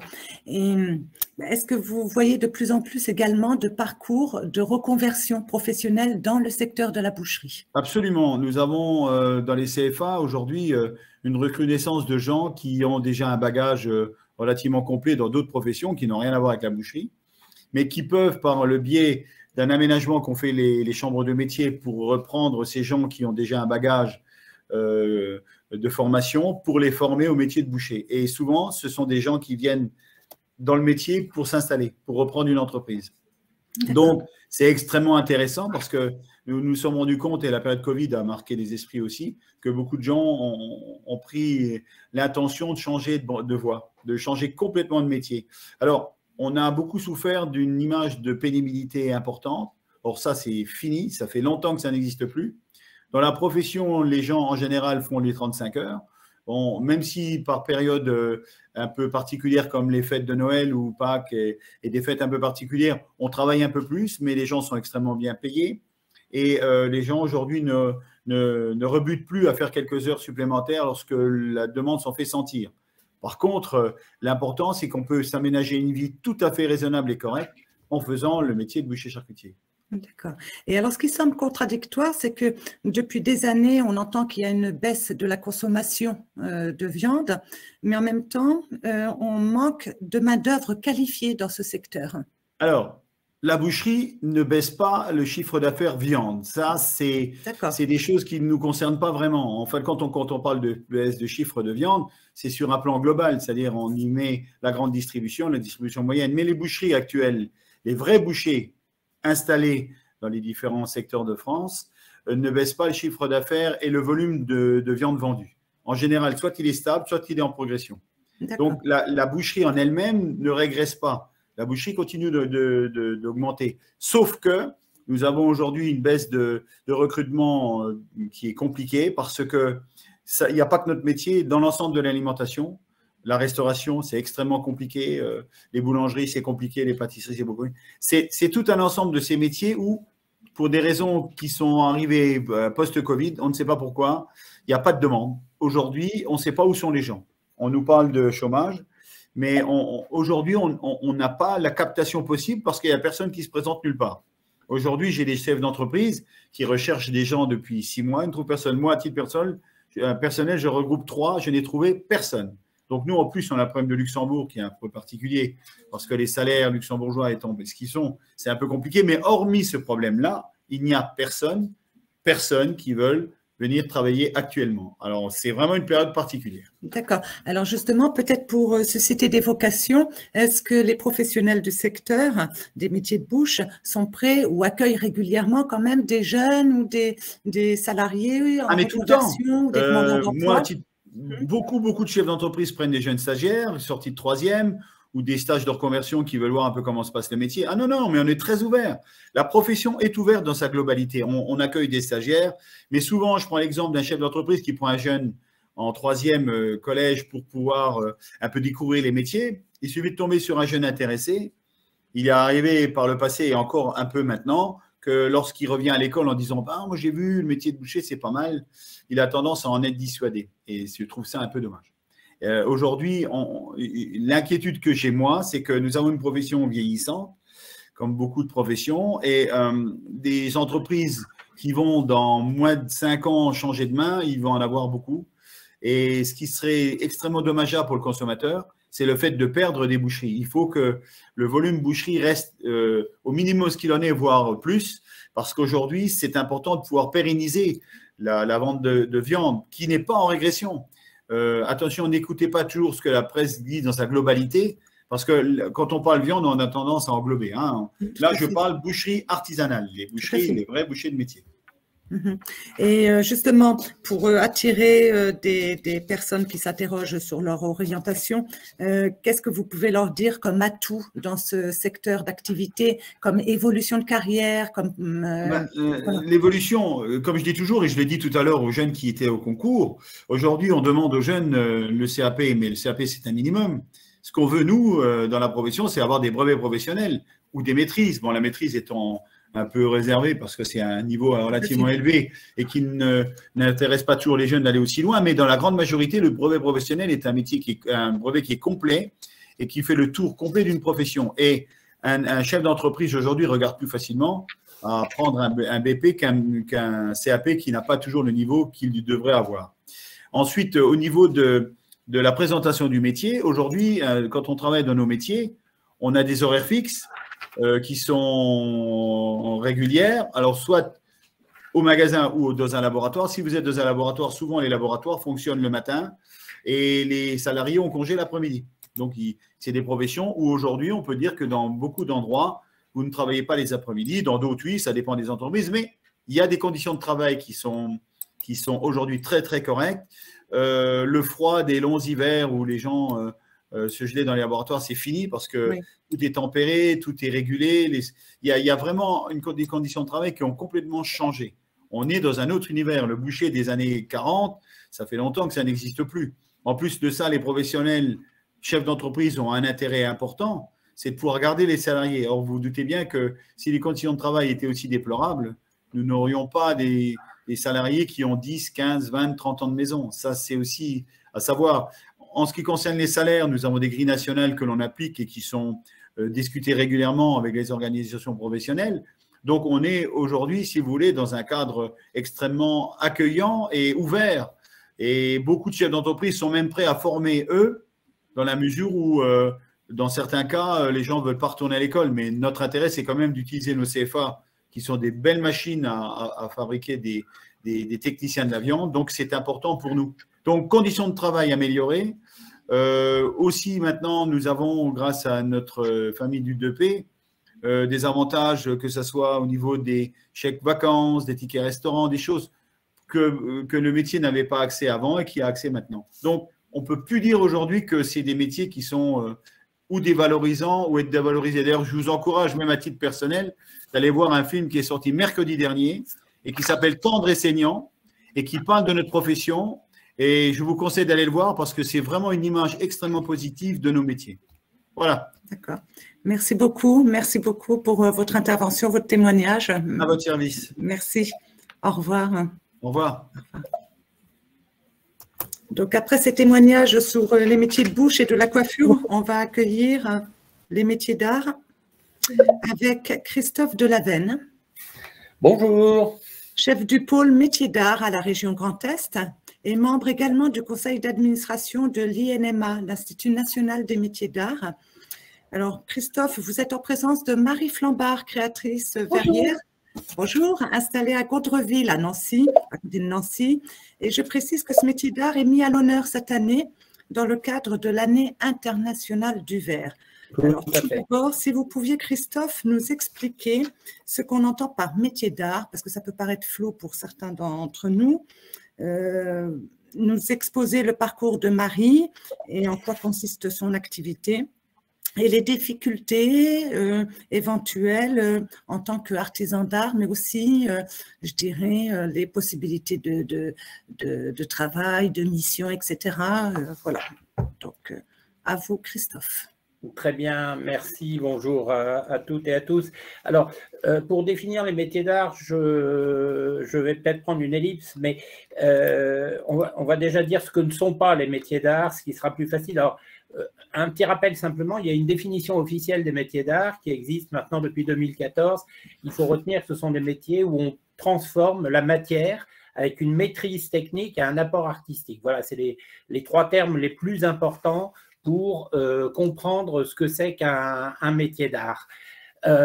Pour mieux comprendre ce que n'est pas un métier d'art, je dirais qu'on a aujourd'hui des tas de personnes qui font de l'émail à froid. Alors, l'émail à froid, ce n'est pas un métier d'art parce que l'émail, c'est quelque chose, c'est un travail qui se fait à chaud avec de la chimie, des connaissances en physique, en chimie. On peut aussi voir sur la petite diapo qui passe de la pierre moulée. Alors ça, la pierre moulée, ça n'existe pas. Ça ferait le bonheur des tailleurs de pierre. La pierre moulée, c'est un composant de résine qui permet de faire un moulage qui n'est absolument pas de la pierre. Je passe rapidement sur les petits tutos Devenez céramiste en 12 leçons, le guide des gestes de base de la bijouterie en 10 leçons, ou apprendre la broderie en 14 leçons, quand on sait qu'il faut au bas mot 2 à 3 années pour former un brodeur ou une brodeuse. En fait, il faut bien comprendre que les métiers, on a inventé aujourd'hui beaucoup de moyens d'arriver à un résultat qui singe un peu les métiers d'art en faisant de l'émail à froid, alors que faire de l'émail à chaud, c'est un métier très technique, très complexe. Et donc, les métiers d'art, c'est des métiers où on affronte la difficulté technique et où on ne la contourne pas par un procédé qui permettrait d'obtenir un résultat approchant rapidement et à base de produits. Donc ça, c'est une des problématiques qu'on rencontre aujourd'hui dans les métiers d'art. On a beaucoup de personnes qui, par le biais de petits tutos sur Internet, ont fait un bol en céramique, un objet en bois, un tissage, et pensent qu'ils peuvent, à partir de là, rentrer dans le secteur des métiers d'art. Et c'est une grande difficulté de leur expliquer que le secteur des métiers d'art, c'est aller beaucoup, beaucoup plus loin sur les techniques pour arriver à avoir une autre production, une production qui a plus de valeur par le travail et les techniques qu'elle met en jeu. Voilà, donc pour le secteur, la définition du secteur des métiers d'art, alors je passerai rapidement, mais vous avez 281 métiers différents, 16 domaines, tout le monde connaît l'ébéniste. On verra peut-être tout à l'heure avec le petit quiz qu'il y a des métiers moins connus. Autre point important, les métiers d'art, c'est quelque chose d'important dans notre région puisqu'on compte à peu près 2500 ateliers. Alors c'est vrai que tout à l'heure, la Chambre de métiers a parlé de 1900 ateliers. On a effectivement 1900 ateliers repérés, inscrits dans les chambres de métiers, mais ces métiers-là s'exercent sous le statut d'artisan ou sous des statuts d'artiste-auteur, de profession libérale, ce qui fait qu'on a une grande variété de statuts pour l'exercice de ce métier. On en reparlera tout à l'heure avec Marie, qui a elle-même testé plusieurs statuts avant de finaliser son installation. Le point important sur le territoire, c'est que si on a 2500 artisans, c'est aussi lié à une très très forte concentration dans notre région de centres de formation au métier d'art, puisqu'on a à peu près 60 centres de formation au métier d'art, ce qui fait du Grand Est la première région de France hors région parisienne pour le nombre et la variété des centres de formation, puisqu'on peut aussi bien se former au métier du bois, du verre, du métal, de la pierre. On a la seule école de vannerie qui existe en France en Haute-Marne, on a la seule école de lutherie qui existe à Mirecourt, on a l'un des 2 lycées des métiers du verre à Sarrebourg, on a le CFA national des métiers du verre, mais aussi le CFA de la facture d'orgue à Échaud comme exemple. Donc, tout ceci donne une richesse particulière qui permet de préparer un grand nombre de personnes à ces métiers, avec une autre particularité, c'est que la région a développé un programme important d'appui à la reconversion avec des parcours de formation métier d'art. Marie, qui est à côté de moi, a été en formation verrier, elle vous en reparlera tout à l'heure. 2-3 petits chiffres pour mieux cerner peut-être le secteur des métiers d'art. On a à peu près 2 tiers d'entreprises unipersonnelles, et je dirais unipersonnelles par vocation, c'est-à-dire de personnes qui ont créé leur propre emploi. C'est un domaine dans lequel on a un peu moins de 50% de femmes par rapport aux chiffres que donnait Alice tout à l'heure. Au total, on a moins de 50% de femmes. Par contre, on a pratiquement 2 tiers de femmes dans les installations récentes. Donc, on est sur un secteur qui est en très forte voie actuellement de féminisation, et un secteur qui s'appuie effectivement, comme je le disais tout à l'heure, sur des statuts très différents. Mais là, je vais laisser à Marie peut-être le soin de nous parler un peu de son parcours, et la question des statuts a été un des éléments du parcours. Tout à fait. Bonjour à tous. Donc effectivement, moi je suis passée par différents statuts. J'ai commencé donc, en sortant de mes années de CERFAV. Donc, pour vous situer un petit peu tout ça, moi j'ai fait 3 années au CERFAV, 2 années de créateur verrier ainsi qu'une année de concepteur créateur qui m'a permis de me lancer et de créer mon entreprise. En fait, cette année-là a été vraiment une année très charnière parce qu'elle est vraiment là pour... comment dire, pour préparer en fait cette création d'entreprise. Et ensuite, je suis allée en couveuse, donc pour ne pas la citer, la couveuse Passelor, qui est à côté de Nancy, qui m'a permis de pouvoir tester mon activité pour savoir si elle était viable ou pas. Donc pendant 2 années, j'ai fait ça. Ensuite, je me suis immatriculée en micro-entreprise et après, j'ai choisi de passer en coopérative pour plutôt des raisons éthiques, à vrai dire, mais aussi pour des raisons de statut vraiment plutôt en rapport avec la TVA, en l'occurrence aussi, qui n'est pas négligeable. Et puis maintenant, actuellement, là, je suis en SARL. Donc là, je suis vraiment passée par plein de statuts très, très différents les uns des autres. Voilà. Alors, dans ce parcours, il y a eu une formation, la formation dans le centre de Verrier. C'était une formation qui n'avait rien à voir avec, enfin, ou peu avoir avec la formation initiale. Oui. La formation initiale, c'était… Alors moi, ma formation initiale, c'était un parcours universitaire en arts plastiques. Donc j'ai une licence en arts plastiques ainsi qu'un master 1 en enseignement de l'art plastique, puisque du coup, j'étais prof d'art plat avant. Voilà. Voilà, alors ça, c'est effectivement quelque chose qu'on voit assez souvent. J'ai parlé du programme de formation de la région. C'est un programme dans lequel on a aujourd'hui un niveau moyen des personnes qui rentrent dans le programme de master, souvent en école d'art ou en art plat. Qu'est-ce que ça peut apporter d'avoir un parcours comme ça avant de commencer un parcours dans les métiers d'art?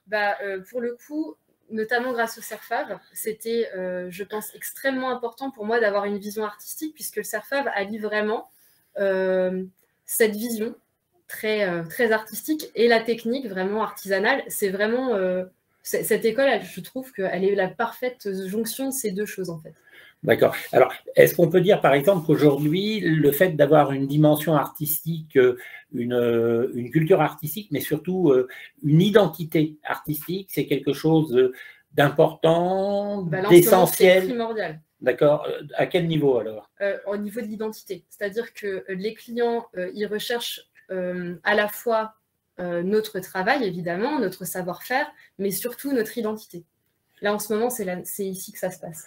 Et grâce à cette démarche artistique que j'avais déjà initialement, j'ai cette identité comme la plupart de mes confrères, en fait. On a vraiment créé, en fait, cette vision. Alors, ça corrobore effectivement une situation qui fait que ces métiers-là sont des métiers qui sont en train de passer d'une économie de la demande vers une économie de l'offre. C'est-à-dire que si j'étais un peu provocateur, je dirais à Marie que finalement, personne n'a besoin que Marie fabrique des bijoux. Et donc, si personne n'en a besoin, comment se fait-il que Marie arrive à en vendre? Oui, c'est très provocateur, ça. Il se trouve que les gens viennent vraiment pour mon esthétique, pour mon regard. Et effectivement, personne n'a besoin de bijoux. Et en même temps, tout le monde a besoin de bijoux. Tout à fait. Ok, non, mais je crois que c'est un des éléments importants. Le fait de produire des bijoux, alors on a là quelques exemples de travaux faits en pâte de verre, en chalumeau. Qu'est-ce qu'on peut dire de votre parcours de formation technique? Moi, du coup, je me suis formée. Donc, mon parcours, en fait, c'est un parcours de décoration sur verre. Donc, moi, j'ai été formée à pas mal de techniques très, très différentes. C'est très varié. Donc, plutôt sur le verre à plat, la décoration. La pâte de verre, donc par exemple, ça c'est une petite pâte de verre en cristal. Avec son moule en… Alors là, je vous présente ce que c'est à la base. Oui, on voit bien. C'est une cire, ça. Et donc c'est grâce à cette cire que je vais pouvoir réaliser par l'intermédiaire de moules et de contre-moules en plâtre cette pièce-là. Donc ça c'est une petite sculpture, ce n'est pas un bijou. Le bijou, c'est plutôt comme ce que je porte, c'est derrière moi, qui est une grosse pièce, mais voilà. Et je ne sais plus où on en était. Ah oui, les techniques. Donc, je travaille la pâte de verre, le chalumeau. Donc, le chalumeau, c'est à partir de baguettes comme celle-ci, par exemple. Et donc, grâce à ma flamme, je vais pouvoir réaliser, par exemple, ce que vous voyez derrière moi, c'est réalisé au chalumeau avec de la feuille d'or, par exemple. Donc Donc il y a vraiment un éventail de techniques qui est très très varié. Moi, ce sont les 2 techniques principales que je travaille, mais également je travaille aussi le sablage pour d'autres types de choses, notamment la décoration. Voilà. Alors ça, ce sont les techniques verrières. Aujourd'hui, on a aussi une particularité des métiers d'art, c'est que avant, on apprenait le métier de verrier, on faisait du verre, on faisait des gobelets. Maintenant, chaque artisan apprend des techniques et a des productions qui peuvent sortir du champ habituel des techniques. Comment est-ce que vous avez pu faire pour passer du statut de verrière à celui de bijoutière fantaisie en verre? Alors, déjà, parce que l'art plastique m'a permis du coup d'avoir vraiment une approche de la sculpture. Donc le verre, je l'ai vraiment abordé déjà par ce biais-là, vraiment par le biais sculptural. Ensuite, à la fin de ma formation, donc vraiment en 3e année, donc dans cette année de concepteur-créateur, j'ai commencé à aborder le bijou. Parce que c'est quelque chose qui me tenait vraiment à cœur et j'avais envie d'aborder le bijou plutôt sur quelque chose justement de très sculptural, mais de portée, une sorte de sculpture portée. Donc sans forcément que ce soit monumental, hein, ça n'a pas besoin d'être monumental pour être une sculpture. Mais du coup, je me suis formée. Donc aux techniques de bijouterie, là. Tout à fait. Je me suis formée aux techniques de bijouterie pour pouvoir pallier au fait que je n'avais pas cette technique-là. Puisque moi, mon métier à la base, c'est verrier. Donc je me suis formée aux techniques de base de la bijouterie, à Baccarat, au pôle bijoux, à l'époque où j'étais là-bas. Et du coup, ça m'a vraiment permis de pallier à ce manque de technique que je pouvais avoir à ce moment-là. Et maintenant, je maîtrise en fait l'intégralité de mon processus. D'accord. Et si on revient, parce que c'est souvent une question que posent beaucoup de personnes dans les métiers d'art, ils s'intéressent aux métiers d'art sans avoir réellement une matière, ils ne savent pas, le bois, la pierre, le verre. Alors, cet intérêt pour un matériau, ça vient comment? C'est quelque chose qui se cultive? Ça, c'est extrêmement important comme question parce que moi, en fait, j'ai choisi ma matière d'une certaine manière. C'est-à-dire que quand j'ai eu conscience que je n'allais pas continuer dans l'éducation nationale, j'ai cherché quel matériau j'avais envie de travailler. Et ce n'était pas forcément très évident. Donc, j'ai rencontré plein d'artisans, et notamment pendant les journées européennes des métiers d'art. Dont on va reparler, oui. Dont on va reparler tout à l'heure, apparemment, parce que c'est bientôt. Et c'est ça qui m'a permis de pouvoir rencontrer des professionnels, découvrir des matières, prendre des contacts pour faire des stages et découvrir le verre. Et c'est à partir de ce moment-là, donc à l'époque j'étais en Picardie, que je me suis dit, ok, c'est du verre que je veux faire, je veux vraiment travailler cette matière et donc comment je vais faire pour m'y employer. Et donc j'ai trouvé le CERFAV ensuite. Ça s'est passé dans cet ordre-là. Et j'ai mis tout en place pour venir en Lorraine, pour venir faire cette formation. Alors, je précise que le CERFAV, Christophe, on peut préciser que le CERFAV, c'est le Centre européen de formation aux arts verriers qui est à Vannes-le-Châtel, un des 2 établissements métiers d'art du verre dans la région. Ce qu'il faut dire aujourd'hui, parce que les gens en doutent, je crois qu'on a la chance au pôle métiers d'art et on le propose à tous ceux qui le souhaitent, que ce soit au niveau de Pôle emploi ou dans les CIO, de faire des entretiens avec des personnes qui souhaitent s'orienter vers les métiers d'art. Les personnes arrivent souvent avec la question, quel centre de formation il y a? Et je crois que ce n'est pas comme ça qu'on prend la question. Objectivement, le centre de formation dont les gens ont besoin, la formation dont les gens ont besoin, ils existent. Où ils sont, combien ils coûtent, on pourra le voir ensuite.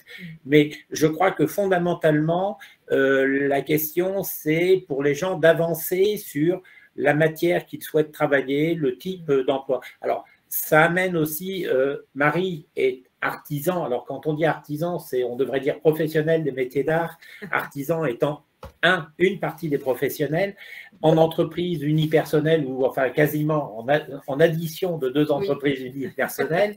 Il y a quelques emplois salariés, c'est une question qu'on pose souvent.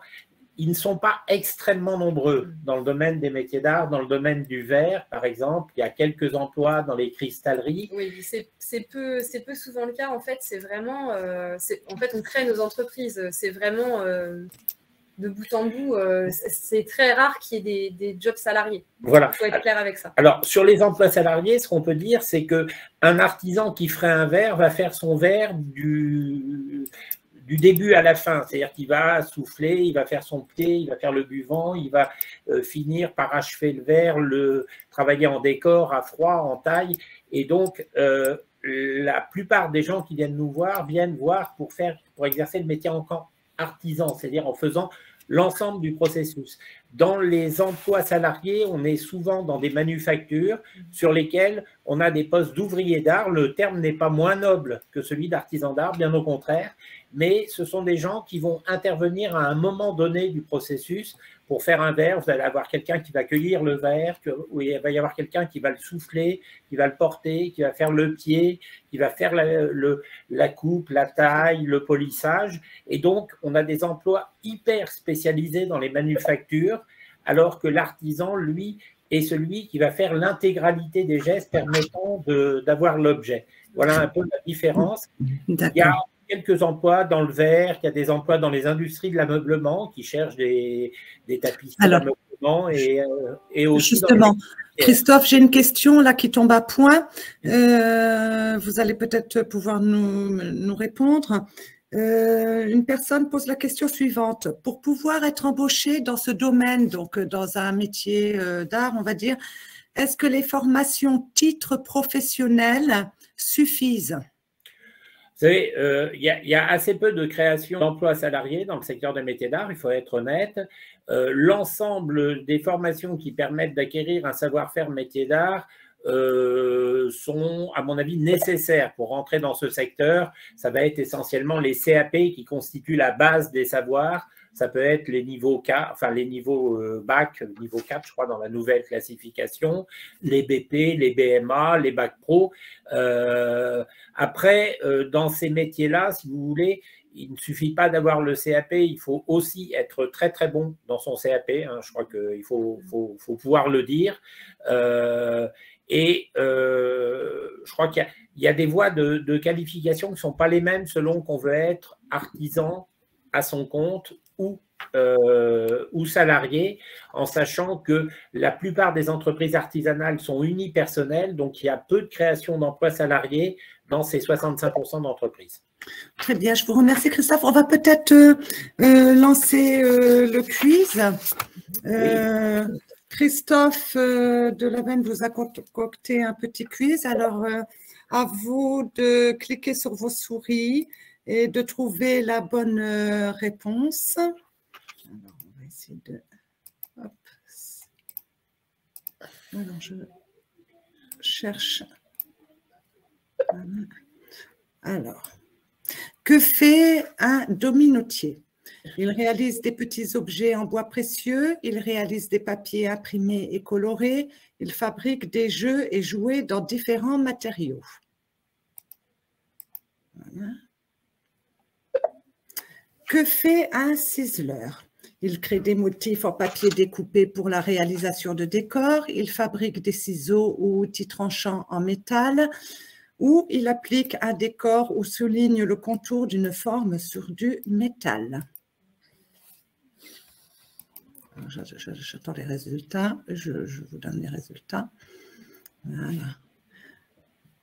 Donc, Christophe, vous allez nous éclairer. Que fait un ciseleur? Alors, sur le ciseleur, le ciseleur, effectivement, celui qui applique un décor ou souligne le contour d'une forme sur du métal, c'est-à-dire que c'est un métier qui est complémentaire du métier de fondeur et de bronzier. C'est avec la technique de ciselure qu'à la sortie de la fonte du moule, on va souligner des détails, redonner de la profondeur à certains volumes, donner du brillant, jouer sur les lumières. Malheureusement, effectivement, pour ceux qui auraient pensé que le ciseleur fabriquait des ciseaux ou des outils tranchants, ce n'était pas le ciseleur, c'était le ciselier. Quant à celui qui crée des petits motifs en papier, il fait ce qu'on appelle de la découpe au canivet, donc il n'a pas du tout de rapport avec le ciseleur. Je le dis parce que la découpe au canivet de petits motifs en papier est une tradition alsacienne. D'accord, merci. Et le dominotier? Alors, le dominotier, c'est celui qui réalise des papiers imprimés et colorés, c'est-à-dire que le dominotier a inventé le papier peint en reproduisant sur des laits de papier des motifs à l'aide de petits tampons qui permettaient de multiplier ce motif. Alors, les dominotiers sont un métier extrêmement rare. Il y a 2 dominotiers dans le Grand Est, plus une 3e personne qui vient de se former dans le cadre d'un dispositif métier rare de la FREMA pour apprendre la technique de dominotier. Merci voilà, beaucoup. Le dominotier ne fait pas de petits objets en bois précieux. Oui. Merci beaucoup, Christophe.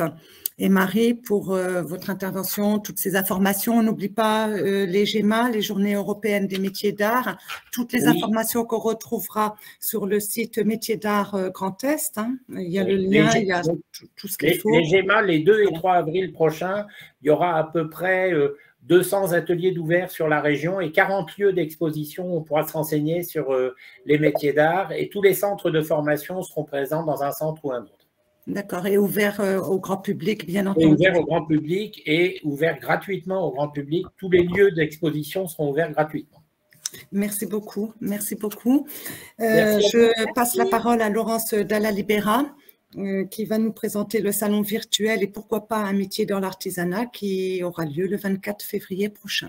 Donc, simplement pour vous présenter le prochain salon et pourquoi pas un métier dans l'artisanat, une réédition de celui qui avait été fait en 2021 avec quelques évolutions, comme vous pouvez le voir, puisque effectivement, la plateforme du salon a évolué. Et donc, quand vous vous inscrirez dorénavant, vous tomberez sur ce site vitrine qui vous donnera quelques éléments d'information avant même que vous n'alliez sur le salon le jour J. Donc, il aura lieu le 24 février. Il sera ouvert de 9h à 22h avec une présence de conseillers en ligne pour répondre aux questions en direct aux visiteurs, donc de 9h à 17h30, 18h. Et effectivement, il restera ouvert pour pouvoir consulter et télécharger de la documentation jusque 22h. Donc, vous aurez là, sur ce site vitrine, au fur et à mesure que le salon s'enrichira, quelques éléments d'information, pourquoi venir sur le salon, pourquoi choisir l'artisanat, et notamment dans la partie stand, vous verrez évoluer le salon avec l'ensemble des stands qui seront présents.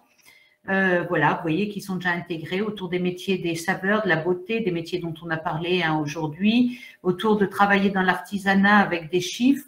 Il y aura un stand animé par Pôle emploi et les missions locales autour de la recherche d'emploi. Je suis en recherche d'emploi.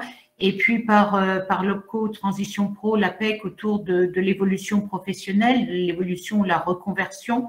Et puis un stand sur la création et reprise d'entreprise. Donc, autant d'informations que vous avez pu aujourd'hui entendre, effleurer, etc.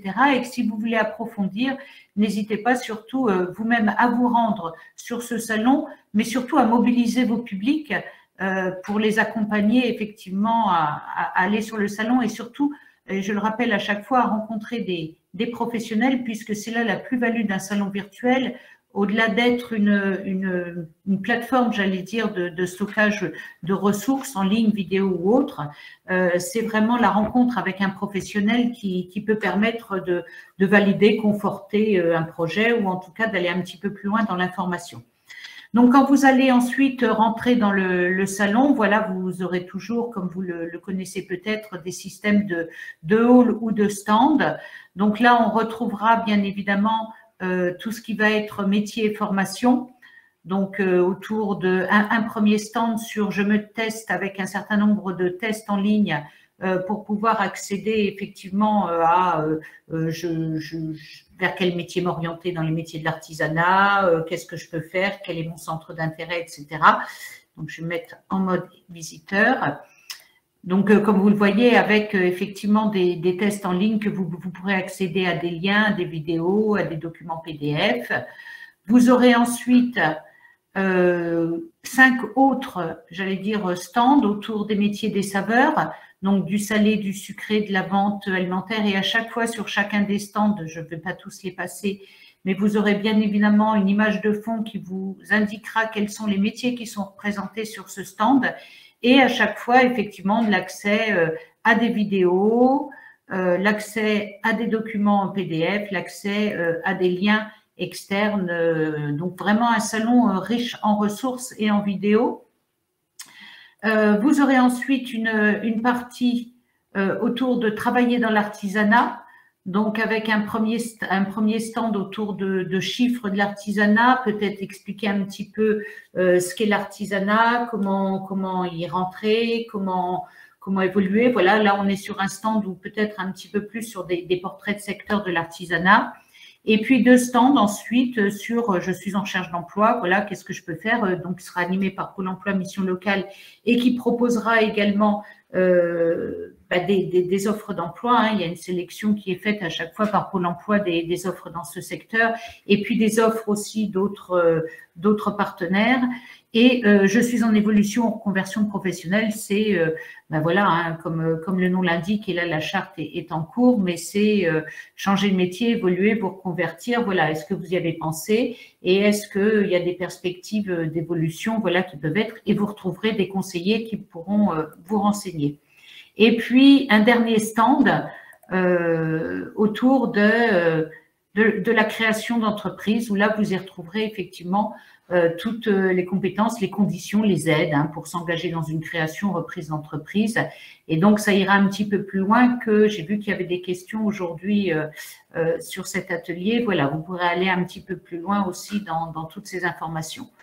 On trouvera également un espace flash métier dans lequel on est en train d'enrichir et dans lequel on trouvera un certain nombre de témoignages qui sont réalisés effectivement juste pour le salon et qu'on pourra ensuite retrouver sur la chaîne YouTube Orientation de la région. Et puis, comme à l'habitude, une vidéothèque très riche en lien vers des vidéos métiers, des témoignages, la petite web-série. Voilà, là, vous retrouverez vraiment votre bonheur et un certain nombre de vidéos que vous pourrez consulter, télécharger, etc. Donc, voilà comment va se présenter le salon. Alors, là, si aujourd'hui je vous le présente, c'est d'une part déjà pour vous montrer un petit peu quelle forme il aura, mais c'est surtout aussi pour vous inciter et fortement inciter, voilà, à mobiliser vos publics, à les inciter pour ceux qui seraient intéressés ou qui auraient un centre d'intérêt autour d'un métier de l'artisanat de s'y rendre. On aura des conseillers en ligne qui pourront répondre à vos questions. Donc, en ce moment, la campagne de communication est lancée. Pour certains, vous avez dû recevoir même les supports de communication. Alors, n'hésitez pas surtout à partager, puisqu'on a, et vous le verrez après dans nos supports, à la fois une page Facebook, Instagram, Twitter, LinkedIn, etc. Donc, vous verrez passer en fait l'information sur ce salon, sur tout l'ensemble de nos supports. Donc, n'hésitez pas en tout cas à partager et peut-être aussi à préparer vos publics pour y accéder, qui viennent naviguer voilà, en toute connaissance de ce qu'ils vont trouver. Voilà en quelques mots ce que je voulais dire. Peut-être, voilà, pour l'instant. Voilà, voilà. Donc, c'est surtout là où je vous incite fortement, c'est une mobilisation effectivement de vos publics qui peut se faire notamment dans un cadre accompagné. Hein, on voit bien autour des groupes de jeunes, même en mission locale, etc. Ça peut être vraiment dans un cadre accompagné et on voit que ça a un petit peu plus de pertinence dans ce cadre-là puisque effectivement le conseiller ou l'accompagnateur peut aider aussi individuellement les personnes à naviguer sur le salon pour ceux qui auraient quelques difficultés.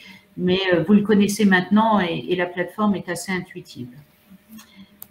Je rends la parole à Alice. Merci beaucoup, Laurence. Merci effectivement à diffuser très, très largement parce que ce salon est vraiment très complet et il est enrichi par rapport à l'année dernière de nouveaux témoignages.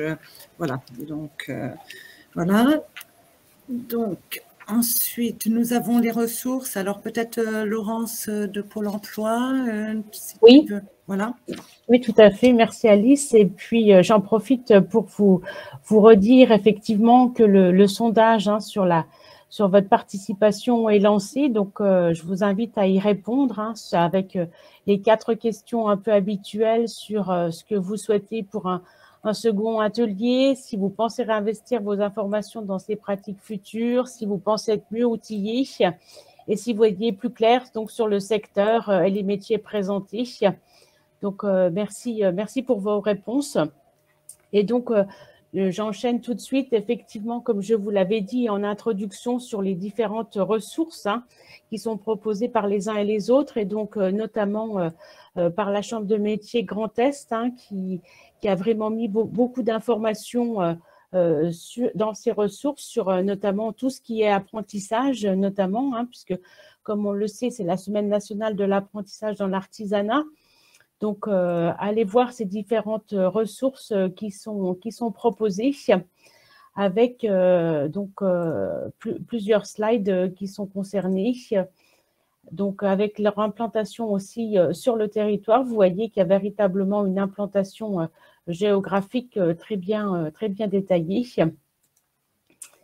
Et ensuite, nous passons aux ressources de la région Grand Est. Donc, Laurence Dalla Libera en a déjà présenté quelques points. Vous les retrouvez sur Orient Est. Vous voyez donc à la fois donc, le portail, l'agenda de l'orientation, un certain nombre de ressources métiers, leur chaîne YouTube, un certain nombre de sites aussi pour tout ce qui aide à la formation, conseil et accompagnement à la VAE. Il y a vraiment beaucoup d'informations qui sont mises avec toutes les actualités et les prochains événements où vous retrouvez bien évidemment le salon que Laurence Dalla Libera vient de présenter, avec aussi d'autres actions autour du printemps de l'orientation ou un salon spécifique, donc tous formés, tous informés, cap vers l'emploi. Et donc les réseaux sociaux comme l'indiquait donc Laurence. Donc, au niveau de Pôle emploi, plusieurs types de ressources sont effectivement mises à votre disposition. Donc, aussi bien sur pôle emploi.org, où vous avez un focus notamment sur les artisanes à l'honneur, ou sur la chaîne YouTube où nous avons les passionnés du goût. C'est une nouvelle web série de Pôle emploi, là, qui sont spécialisés, dédiés aux artisans du goût. Ensuite, sur pôle emploi.fr, eh bien, nous avons un dossier spécifique sur l'artisanat, un point sur les métiers d'art en termes d'actualité. Vous avez aussi les offres d'emploi. Et comme ça a pu être démontré donc, sur des idées reçues sur l'artisanat qui ont été donc levées aussi bien par la CRM, la Chambre des métiers Grand Est que sur les employeurs. Donc, il y a aussi là 7 idées reçues qui sont mises en lumière. Vous avez la météo des métiers avec un focus plus particulier sur tout ce qui est charcutier, traiteur, mais effectivement, vous pouvez retrouver l'intégralité des métiers que l'on a évoqués et un point spécifique sur un nouveau site qui s'appelle la bonne alternance à Pôle emploi. Donc, vous pouvez aller voir aussi ce qu'il en est. Un autre point sur tout ce qui concerne le marché du travail avec là un focus effectivement sur le coiffeur. Et puis plus particulièrement là pour les acteurs de Pôle emploi, jusqu'à présent aussi bien pôle emploi.fr, pôle emploi.org ou Stat Emploi étaient dédiés véritablement et ouverts à l'ensemble des participants. Là, c'est plus spécialisé, on va dire, pour les agents Pôle emploi. Donc, c'est le portail mis en place par Marilus Fernandez, donc portail de l'orientation où vous allez retrouver véritablement à la fois ce support de présentation et ce webinaire et toutes les ressources qu'on a pu évoquer. Voilà.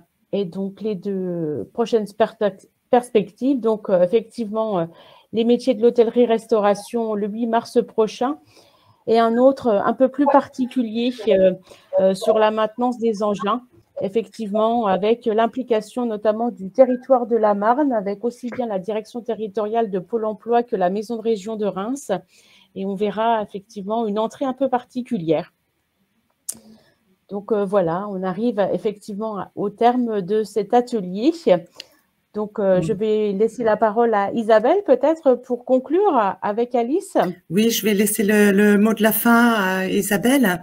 Et je tenais, au nom de la région, à remercier l'ensemble des participants, des partenaires et professionnels qui ont permis vraiment de construire et de proposer ce premier atelier sectoriel sur les métiers de l'artisanat. Merci à vous, Isabelle. Merci à vous. Non, je vais faire très vite. Rassurez-vous, on va essayer de rester sur le gong. Je souhaitais vraiment vous remercier de cette manifestation. Il est vraiment crucial. L'emploi est une question cruciale aujourd'hui pour l'artisanat et on a besoin de mobiliser tous les outils, tous les leviers possibles et imaginables pour permettre de répondre aux enjeux actuels de recrutement, mais aussi aux enjeux structurels de recrutement dans l'artisanat. Donc, merci à vous. Le réseau des CMA, c'est aussi un réseau qui est à la fois structuré à l'échelle régionale, mais qui s'inscrit dans la proximité. Donc, n'hésitez pas à solliciter nos collègues et en particulier les directeurs des établissements départementaux de la Chambre qui peuvent tout à fait vous vous seconder ou vous accompagner à la fois dans des temps d'échange, de compréhension du secteur ou pour favoriser une intervention d'explication au niveau des équipes ou des publics. Voilà, c'était le message que je souhaitais porter. Une petite réaction par rapport au sondage, par rapport aux attentes. Je pense qu'effectivement, ça peut être très intéressant de prévoir un atelier sectoriel sur l'offre de formation en lien avec l'artisanat. Là-dessus, on est tout à fait favorable et on sera à vos côtés pour l'organiser. Je pense aussi qu'un temps dédié aux outils de la création et de la transmission d'entreprise par rapport à notre secteur d'activité pourrait être étudié de près. Voilà, merci à tous et on reste à votre disposition pour tout échange complémentaire. Merci, au revoir. Merci beaucoup à tous et bonne fin d'après-midi. À bientôt. Au revoir.